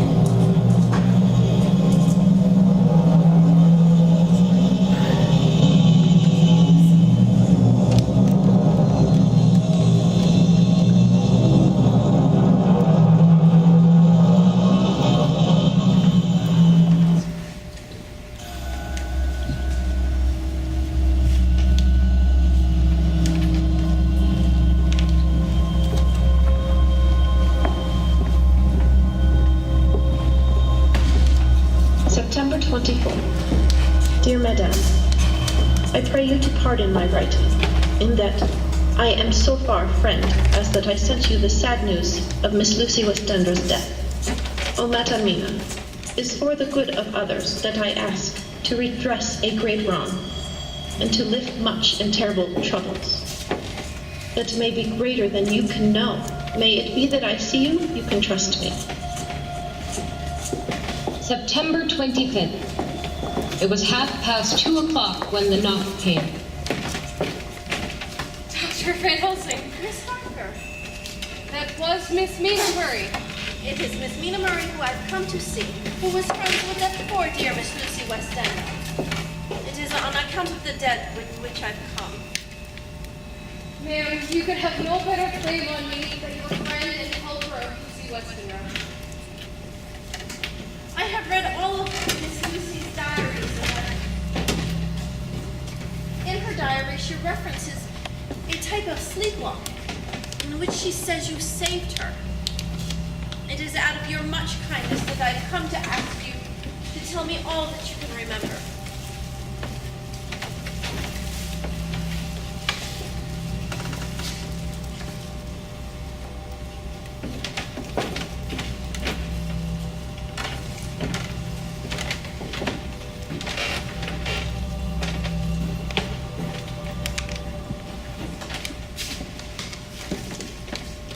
This paper is sunshine. I am dazed. I am dazzled by so much light. And yet the clouds roll in behind it like every time. There are darknesses in life, and there are lights. And you, my dear, are one of the lights. And tell me, how is your husband? Is he better? Is his fever gone? Well, I suppose he's upset. Or when we were in town on Thursday last, he had a sort of shock. He saw someone something terrible. Something that must have led to his brain fever. Tell me everything.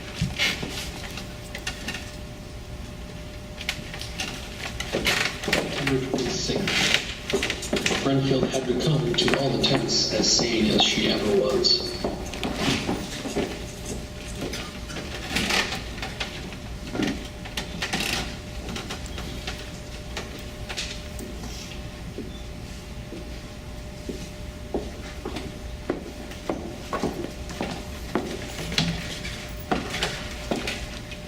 What do you make of this? It is similar to Miss Lucy's. And what do you make of that? There must be some cause in common. Whatever injured her, injured them. I don't know. I will not make a conjecture, and I hazard not a guess.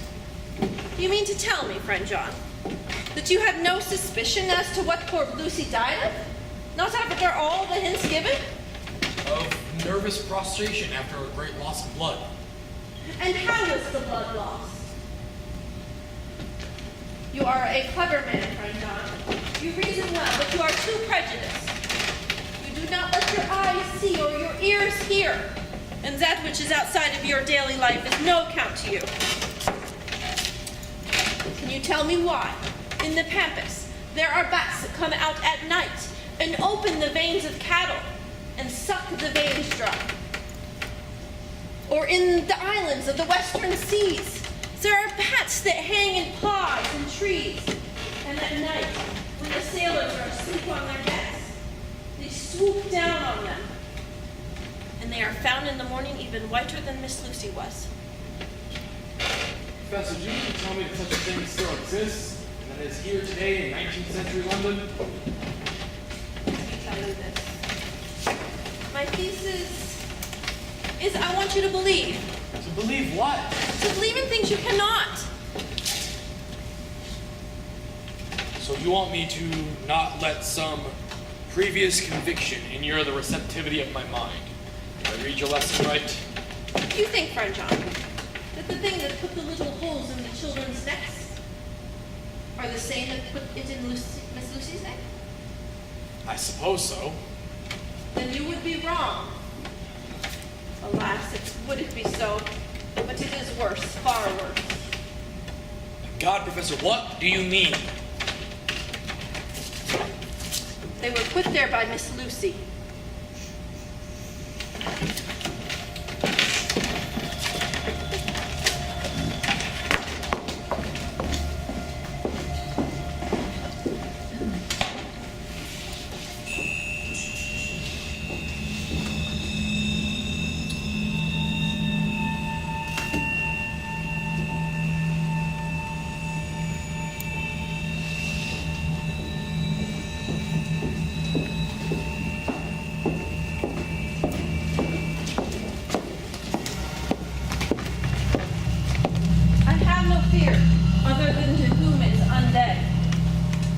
I want your permission to do what I think is good tonight. Friend John, when we were here the other night, was Miss Lucy in that coffin? She was.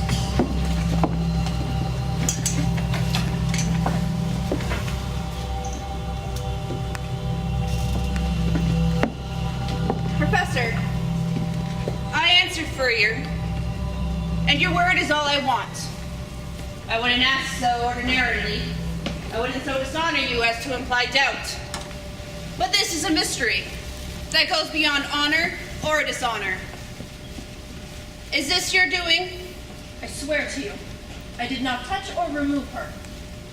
What happened was this. 2 nights ago, my friend Seward and I were here, and we found the coffin as it is now, empty. We went away, and we saw something white flash through the trees. And when we came back in the daytime, she lay there. Did she not, friend John? Wait with me. Outside, unseen and unheard, and things much stranger are yet to be.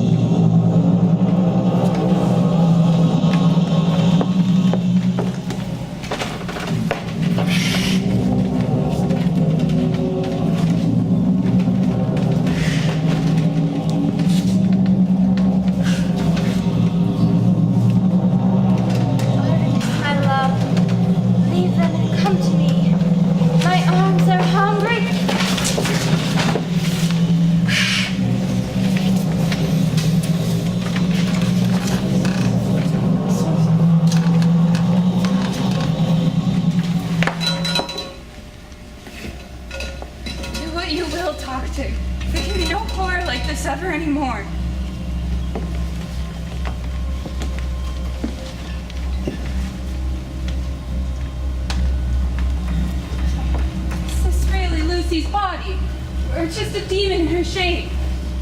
It is, and yet it isn't. Wait and see, and you will see her how she is and was. Before we begin, I must tell you this. When the undead become such, there comes with it a change of immortality. They cannot die, but go on multiplying the evils of this world. That dear young lady whom we love, her soul should again be free. To this I am willing. But is there none amongst us who has a better right? My true friend, from the bottom of my broken heart, I thank you. Tell me what I am to do, and I shall not falter.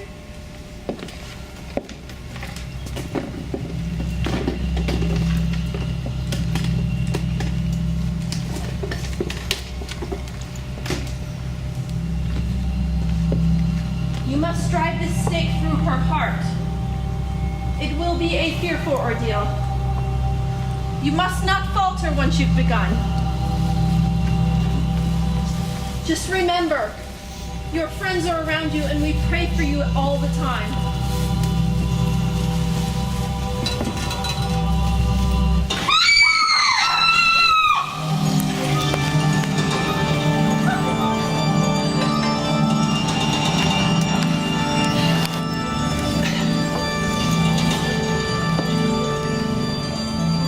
And now kiss her, my child.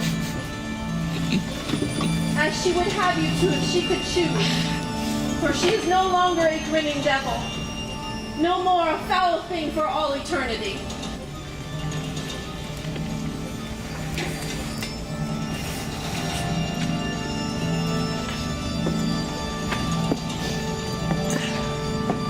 And now one step of our work is done.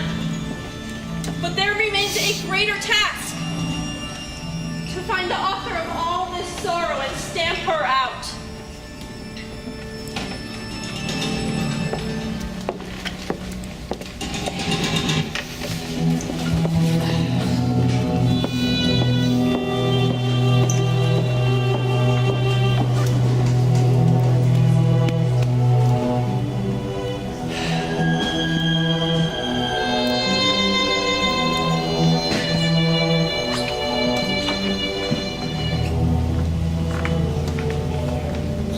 Mrs. Harker and I finally met, there was a tenderness of mutual love we had for our dear Lucy.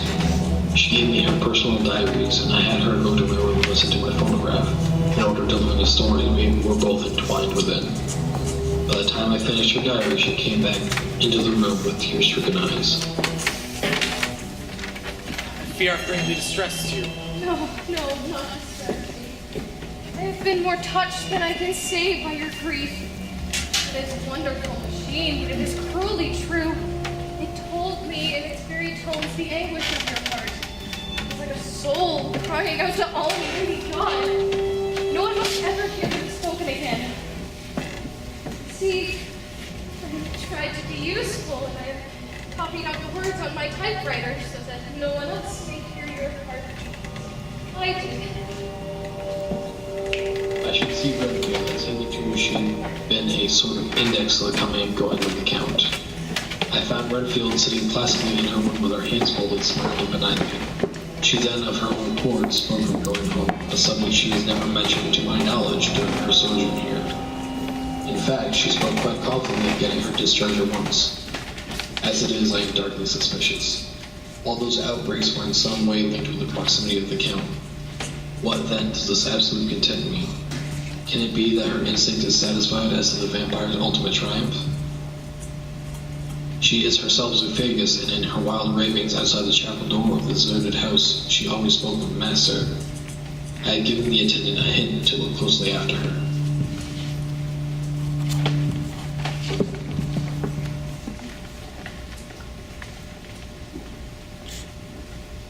Jonathan has gone to the harbors with the knowledge of Dr. Seward's phonograph entries and has found out from the merchants that the 50 boxes of earth brought on that doomed ship were brought to the old chapel at Carfax, right near the asylum Dr. Seward runs. I suppose one ought to pity anything so hunted as the Countess. I found Artemis outside after she read all the manuscripts. I had given them both to Artemis and Quincy.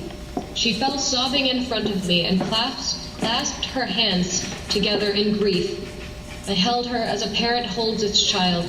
After a little, she composed herself. I know now how I suffered. I do not know even yet, and your mother can ever know, how sweet your sympathy is in today.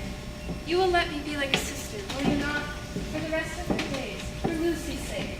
If you ever need any aid, oh, how may I help you? Thank you, and yes, for Lucy's sake.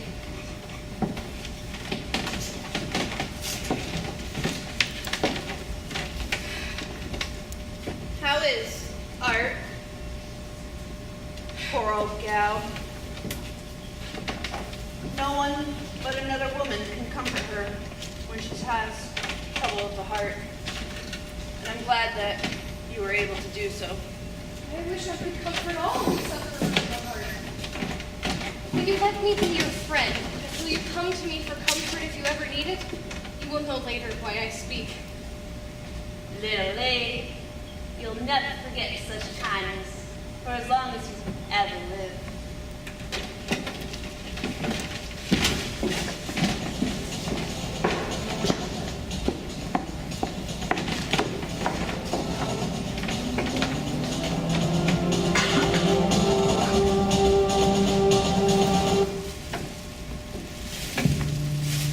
Dr. Seward, I want to visit your patient, Miss Renfield. Oh, please let me see her. What you've said of her in your diary interests me so much.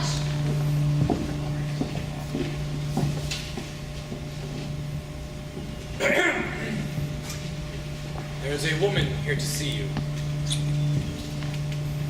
Why? She is touring the home and would like to meet everyone in it.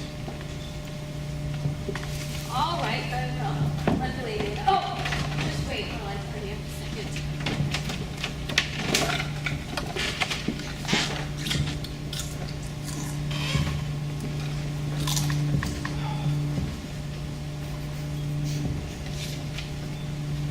All right.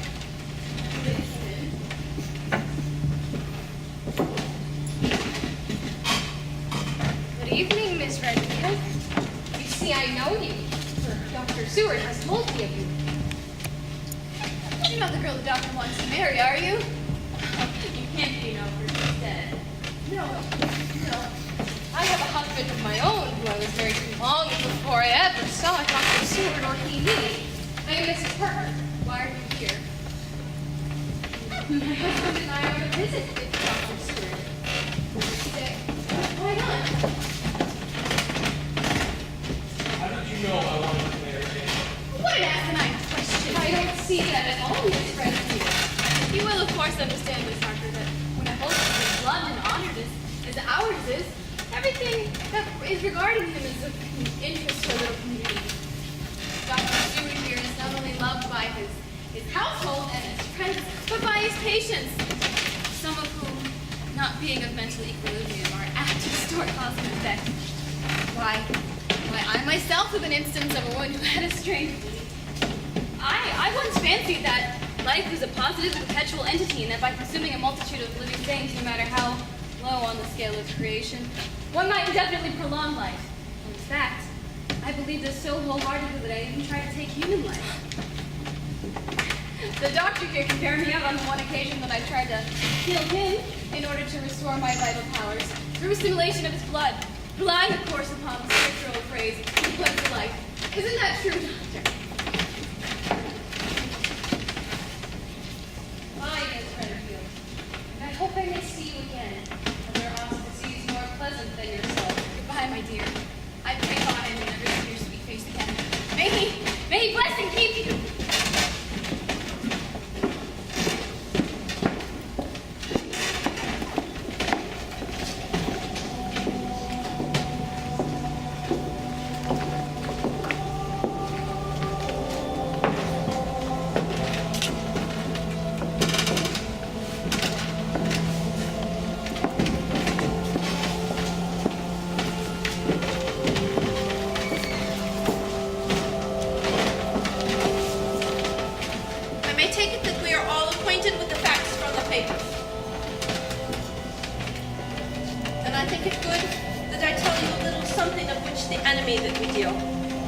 And I will make it known to you something of the history of this woman, which has been ascertained.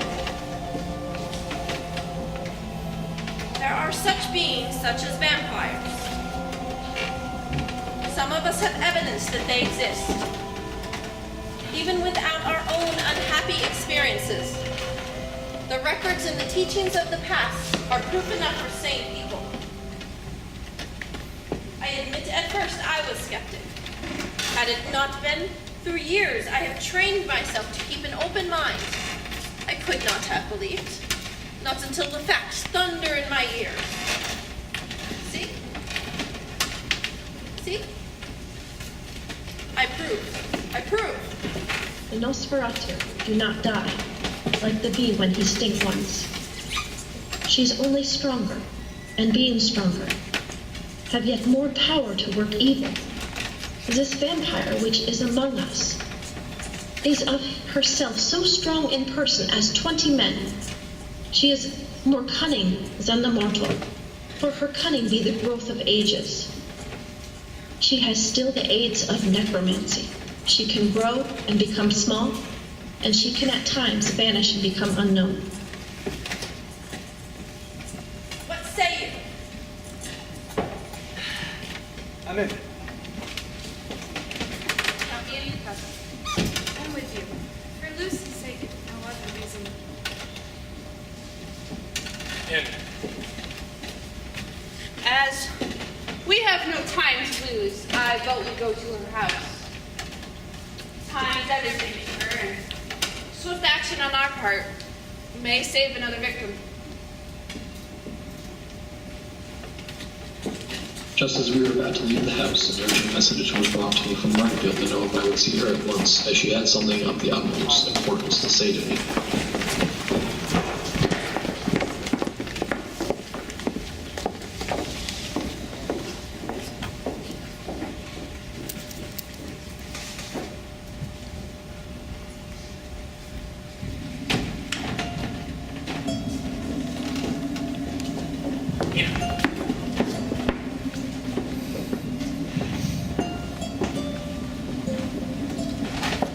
I will implore you to get me out of this house at once. I am completely recovered. I ask your friends. They may not mind sitting in judgment on my case. By the way, Doctor, you haven't introduced me. Miss Artemis Homewood, or as the title stands, Lady Godalming. Miss Quincy Morris from Texas. You already know Miss Mina Harker, Miss her husband Jonathan. And of course, the esteemed Professor Van Helsing. Everyone, this is Renfield. Lady Godalming! I had the pleasure of meeting your father when he was at the Westminster. I'm grieved to know that by your holding a title that he is no more. He was much loved and honored by all who knew him. In his youth, I heard he was the inventor of Gregory Thomas, what patronized for those of their Miss Morris! You should be proud of your great estate. What can one say at the pleasure of being Madam, you've revolutionized therapeutics. And you, Doctor, medical jurist and scientist, I'm sure you'll deem it a moral duty to deal with me as one under exceptional circumstances. Well, you have been progressing, and in the morning we can talk longer, see what I can do for granting your wishes. I'm afraid, Doctor, you don't understand my wishes. I wish to leave here now this very moment, this very instant, if I may.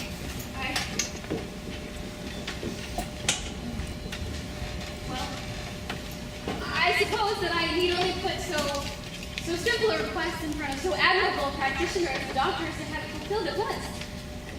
Have I erred in my supposition? You have. Oh, then I need only rethink my request. Grant me this privilege, doing what you will. I don't mind imploring on others' accounts, which is what I'm doing now. My reasons are sound and unselfish ones. If you could look into my heart, sir, you would see all the wonderful things that animate me, and you would approve of them fully.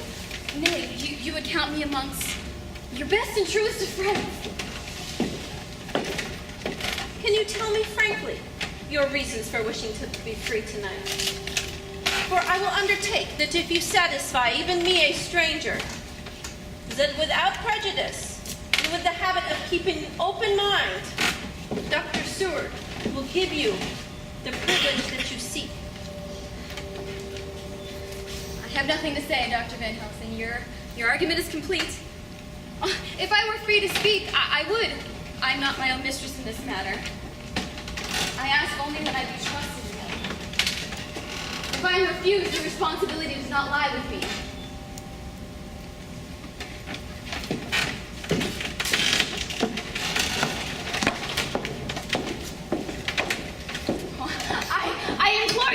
doctor. Let me entreat you to let me out of this place at once. Send me away how you will and where you will. Send keepers with me with whips and chains. Let them put me in a straight waistcoat, manacled with leg iron, even to gall. But let me go out of this place. Oh, please. Oh, you don't know why you do it by keeping me here. I speak from the depths of my heart, of my very soul. You don't know how you wrong. You don't know who you wrong or how. And I cannot tell you, woe is me, I cannot tell.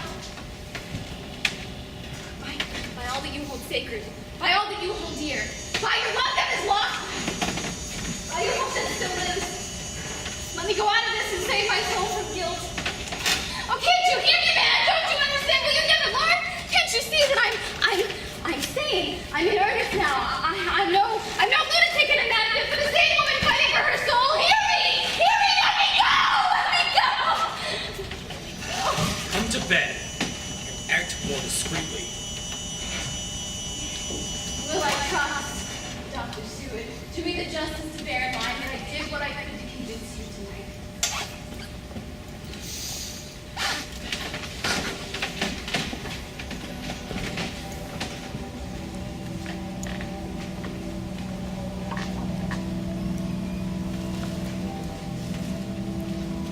I came tiptoe into our own room and found Mina asleep, breathing so softly that I had to put my ear down to hear it.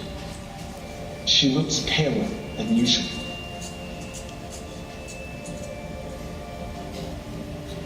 October 2nd, 10 p.m. Last night I slept but did not dream. I must have slept soundly, for I was not waked by Jonathan coming to bed. But the sleep has not refreshed me, for today I feel terribly weak and spiritless. Miss Renfield asked if she might see me. The poor woman. She was very gentle, and when I came away she kissed my hand and bade God bless me. In some way it affected me much. Jonathan and the others were out until dinner time, and they all came in very tired.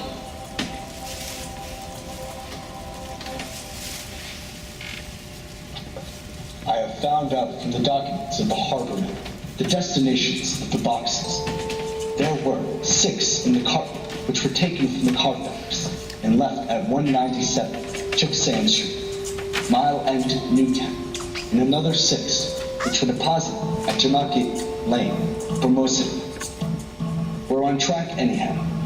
I then found out through travels that 9 boxes lay at a house in Piccadilly. I am tired tonight, and I want to sleep. Mina is fast asleep and looks a little too pale. Thank God that this will be the last night of her looking at our confidences and feeling the sting of us not showing our confidence. When I kissed her forehead to go meet with the others, she woke and was more affectionate with me than ever, and clung to me as though she would detain me. But there was much to be talked of, and I came away.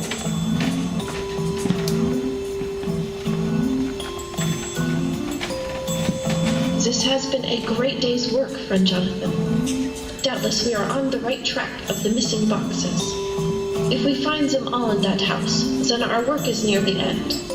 But if there be some missing, we must search until we find them. Then we shall make our final coup and hunt the wretch in her real death. October 1st. I am puzzled afresh about Renfield. This morning when I went to see her after her repulsive Van Helsing, her manner was that of a woman commanding destiny. She was, in fact, commanding destiny subjectively. She did not really care for any of the things of mere earth. She was in the clouds and looked down on all the weaknesses and wants of us poor mortals. What about flies these times? The fly, my dear sir, has one interesting attribute. Its wings are powers of aerial, of the psychic faculties. You know, the ancients did well when they typified the souls of butterflies. Oh, so it's souls now. Souls are what you want? No. I want no souls. Life is all I'm interested in. I'm a bit indifferent of it at the moment. Got all I need. So you command life, you're a god, I suppose. Oh, no. Far be it from me to give myself the attributes of a deity. And, you know, I'm not especially interested in spiritual doings. If I may speak on on my intellectual terms. I would say I'm fully terrestrial, much like Enoch occupied spirituality. And why with Enoch? He walked with God. So you don't like life if you don't want souls? Oh, no, I don't want these souls. Indeed, I don't. Well, I couldn't do anything with them if I had them. I couldn't eat them or... And doctor, what is life anyways? Well, you've got all you need. And you know you can never want for anything, that's all, isn't it? You've got friends. Good friends like you, doctor. I know I'll never lack the means of life. If you like life, you want life? Oh, yes. Oh, but that's all right now. You needn't worry about that. How do you plan on getting lives without getting souls also? What a wonderful time you'll have out there. Running around with all the souls from the bugs and the spiders and the birds and the cats, all buzzing and tweeting and moaning around you. You took their lives, you know. Now you have to deal with their souls.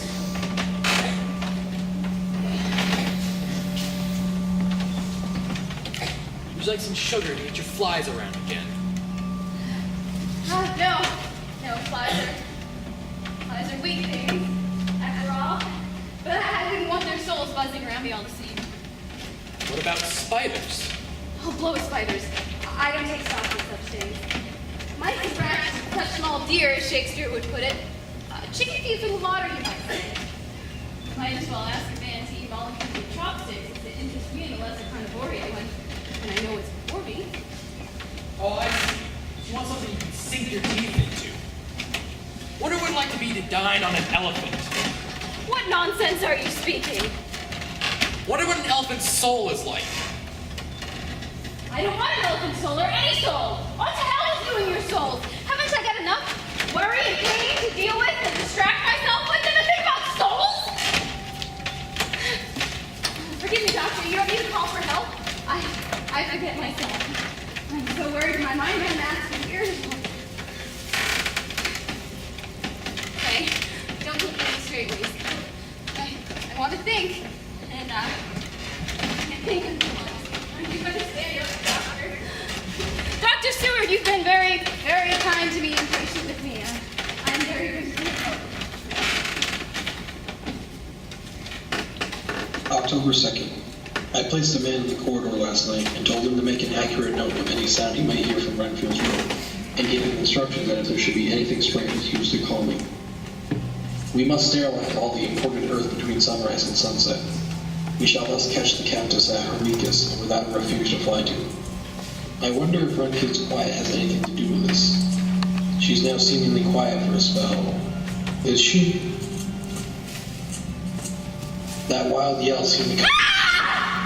We went to her and found her lying on her face on the floor, all covered in blood. I think so. Her back is broken. You see, her right arm and leg, and the whole entire side of her face is paralyzed. Thank you, Simmons. Go fetch Dr. Van Helsing. Nothing we can do right now.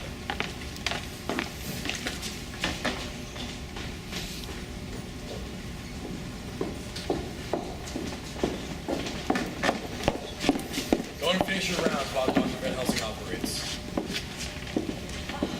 A sad accident. You must be alone with her when she awakes.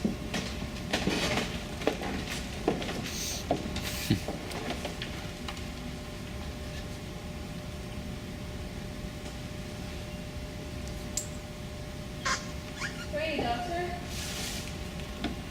Tell the men to take off the straight waistcoat.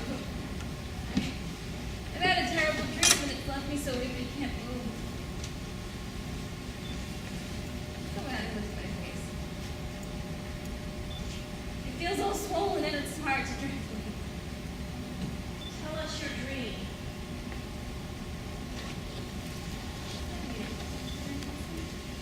How good it is of you to be here.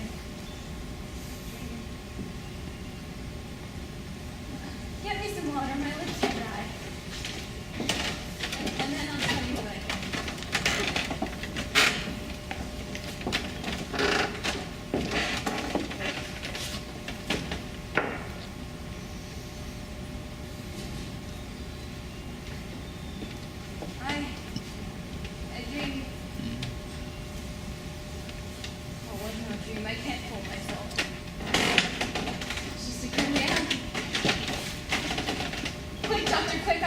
I must tell you before I die. I feel myself going in any minute. I have to tell you before I die. Before my poor crushed brain dies at least. Wet my lips again with the brandy.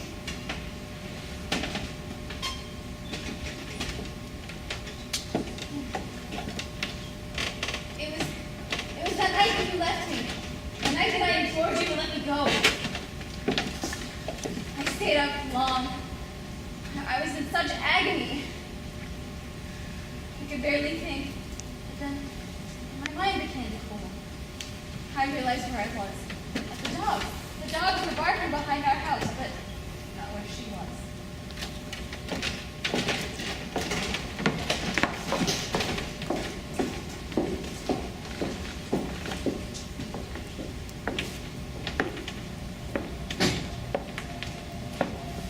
I will give you lives.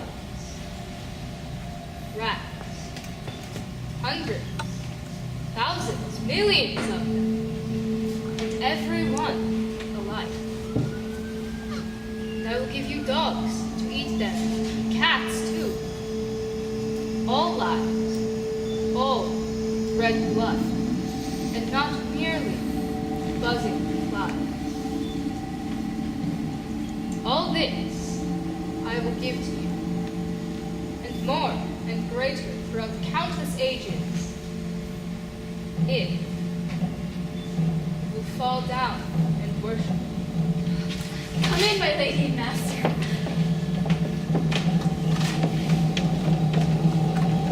All day I waited to hear from her, but she did not send me anything, not even a blowfly. And when the moon got up, I was pretty angry with her. But what she did slide in through the window, though it was shut, did not even knock. I got mad with her. She sneered at me. Her white face looked out of the mist, with her red eyes gleaming. She went on as though she owned the place, and I was no one. She didn't even smell the same as she went by me. I couldn't hold her. I thought that somehow Miss Harker had come into the room. When Miss Harker came in to see me this afternoon, she wasn't the same. It was like the tea after the teapot had been watered. I didn't know that she was here till she spoke, and she didn't look the same. I don't care for pale people. I like them with lots of blood in them, and hers all seemed to have run out. I didn't think of it at the time, but when she went away, I began to think. It made me mad to know that she had been taking the life out of her. So when she came tonight, I was ready for her. For I did not mean her to take any more of Mina's life.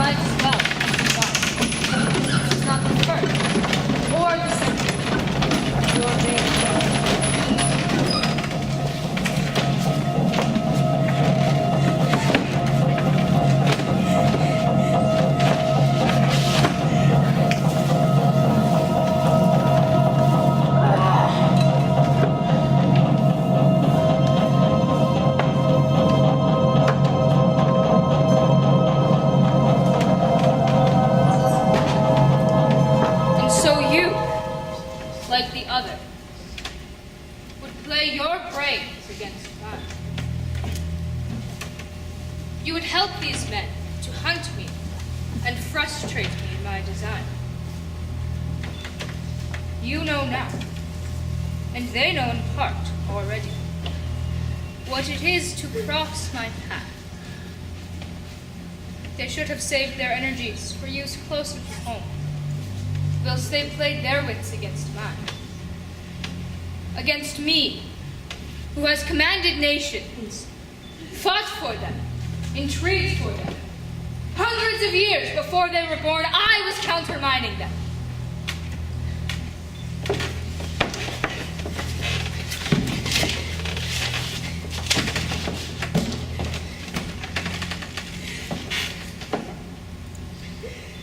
So now you,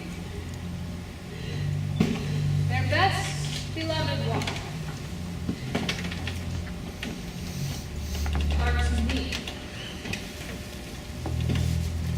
flesh of my flesh, blood of my blood, kin of my kin, my bountiful winepress for a while, and soon my companion and my hope. You will be avenged in turn, but not one of them will be able to minister to your needs. But as yet, you must be punished for what you have done. You have aided in thwarting. Now, you come to my call. When my brain says come to you, you shall cross land or sea to do my bidding. And with that, end this.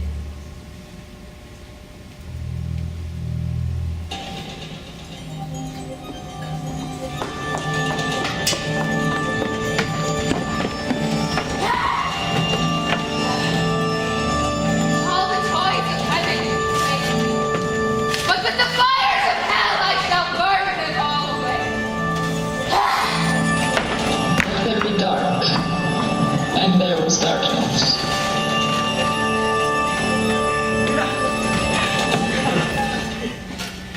What happened? What is this weapon?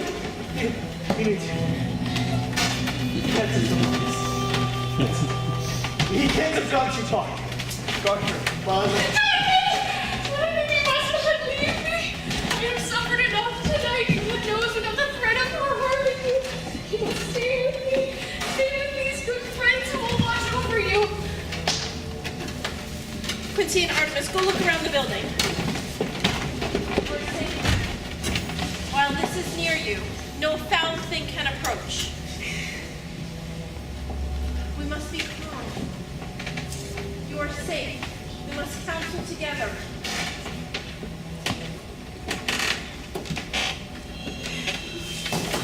Unclean. I am unclean.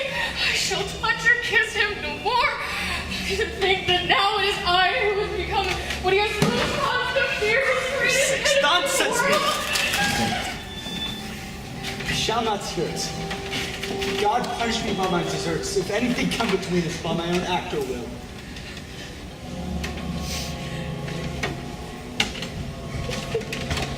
I could not find her in the passage. I looked in our rooms, but there was no sign of her there either. I looked in the study, but though she had been there, she had gone. I wondered. Go on, please, tell freely. She had been there. But though she had been there, it could have only been for a few seconds, and yet she made rare hay of the place. All of the manuscript has been burned. Mere cylinders of the phonograph too were thrown into the fire, and the wax held the flames. Thank God for the typed coffee. It will not be in the safe. And you, anything to tell?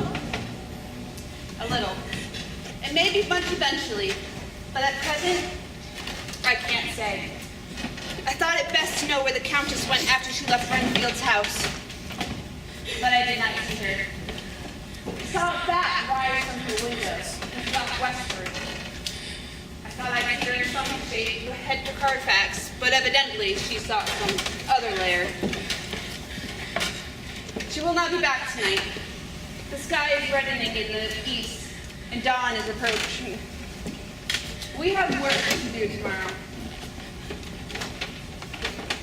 And now, Mina, poor dear Emily, you must feel so happy.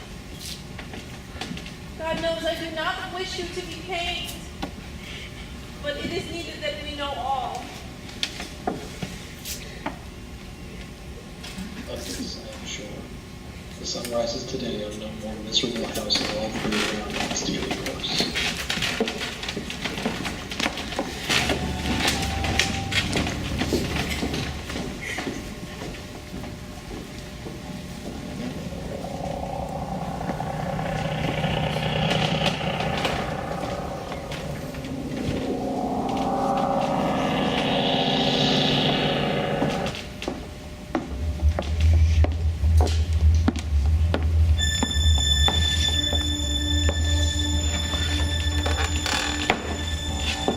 My friend.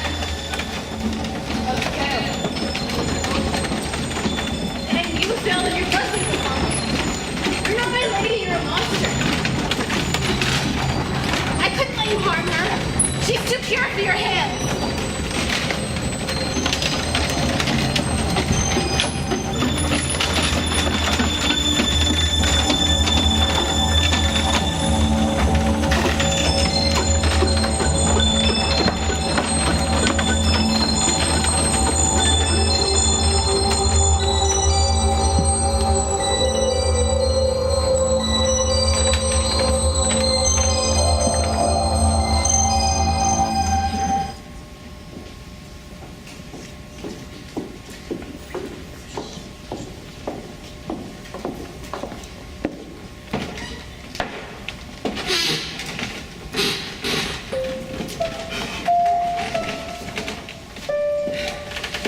Mina should be in full confidence. There must be no more concealment. Unless we've had too much already. There's nothing. All the world caused me more pain I have already endured than I suffer now. But Mina, aren't you afraid? After what has happened? No. For my mind is made up. Surrounding myself, I will watch keenly for it. A sign of harm to come to any that I love, I shall die. You would not kill yourself. I would. There were no friend who loved me in all the world who could save me from such pain, so desperate an effort. But there is such a one. I could hold it in my account with God to find a euthanasia for you at this very moment, if it were best. No, if it were safe. But there are friends here who would stand between you and death. No, you must not die. By day or night, in safety or peril, I charge you on your living soul, you must not die until this great evil has passed. My friend, God will let me live. I shall strive to do so. If it should be in this good time that I shall. We are much more advanced in our knowledge. When we examine the house in Piccadilly, we may track the very last of these boxes. We will go while she rests and sterilize them. Are we all armed? Against ghostly as well as carnal attacks. Now, Mina, let me guard you. I will touch this wafer to your forehead. In the name of the Father, and the Son.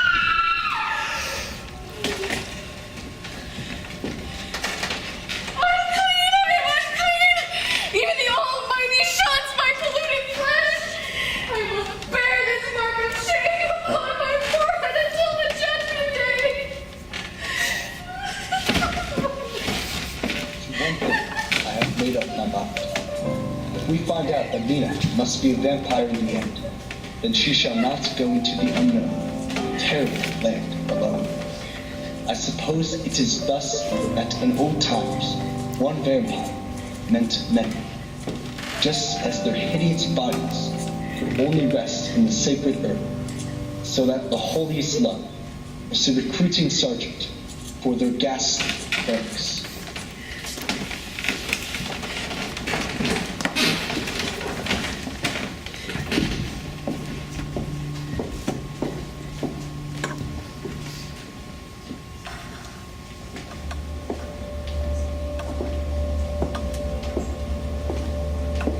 This place smells so vile. It's all right. We found both places. 6 boxes each. And we destroyed them all. Let us be armed and ready.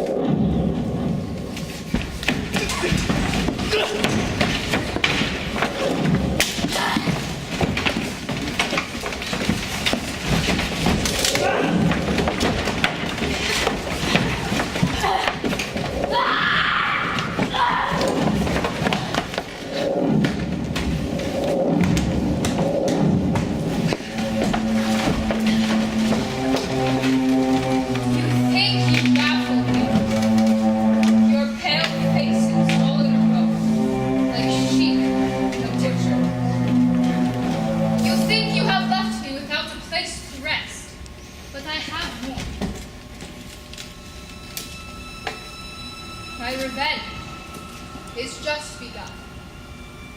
I spread it throughout centuries, and time is on my side. Your girls, whom you all love, are mine already. And soon you, and countless others, will be mine as well.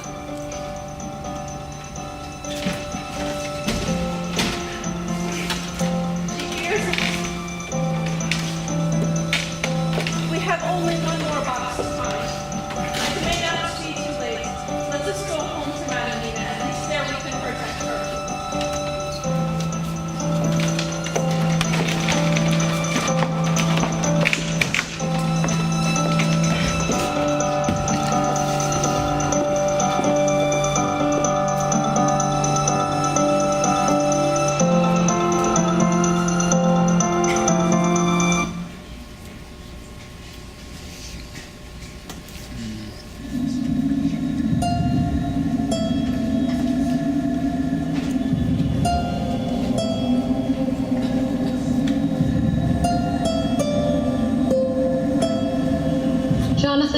Jonathan, dear, and you, all my true friends, I want you to bear something in mind through all this dreadful time.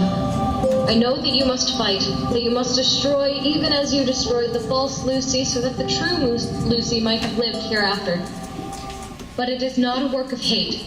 That poor soul who has wrought all this misery is the saddest case of all.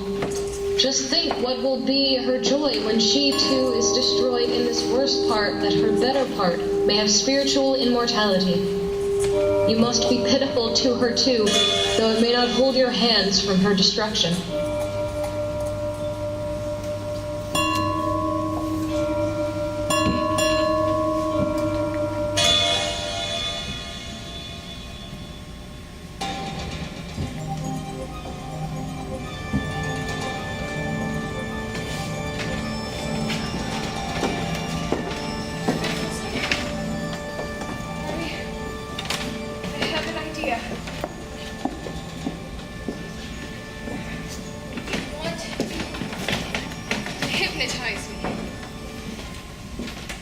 Do it before the dawn, for I feel that I can speak freely. Must be quick, for time is short.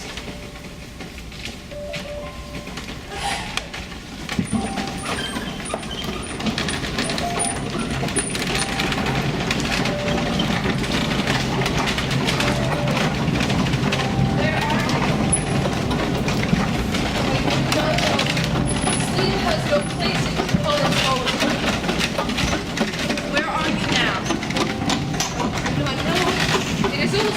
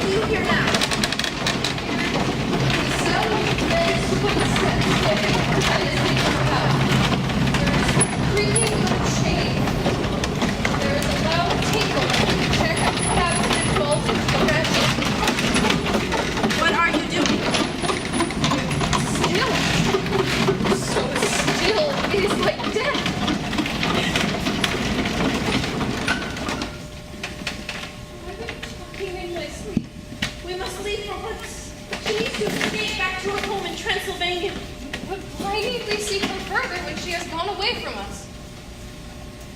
She can live for centuries, and you are but mortal woman. Time is now to be dreaded when she put that mark upon your throat. We leave for Transylvania. We have found out that the box of Dracula has made it to Transylvania, handled by multiple people who are communicated with from London. The last man, Skinsy was his name, was found in the wall of a churchyard with his throat ripped out as if by a wild animal. He has brought into his service locals to deliver him home. We arrived just as they did.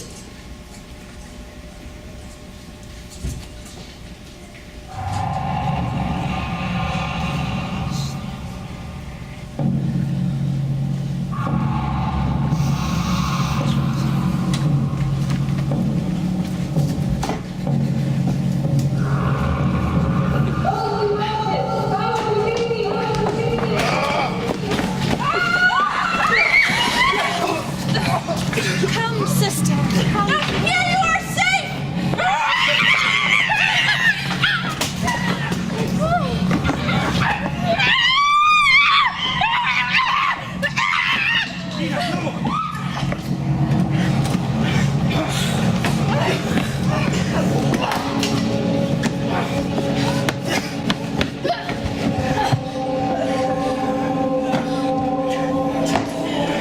It was like a miracle.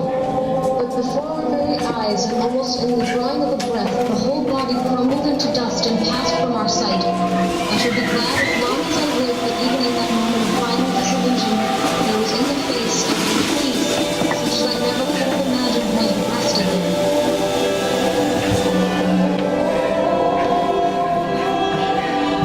It was only worth this to die. Oh, God. It was not in vain. Look. Look. Her forehead's not more stainless than the snow.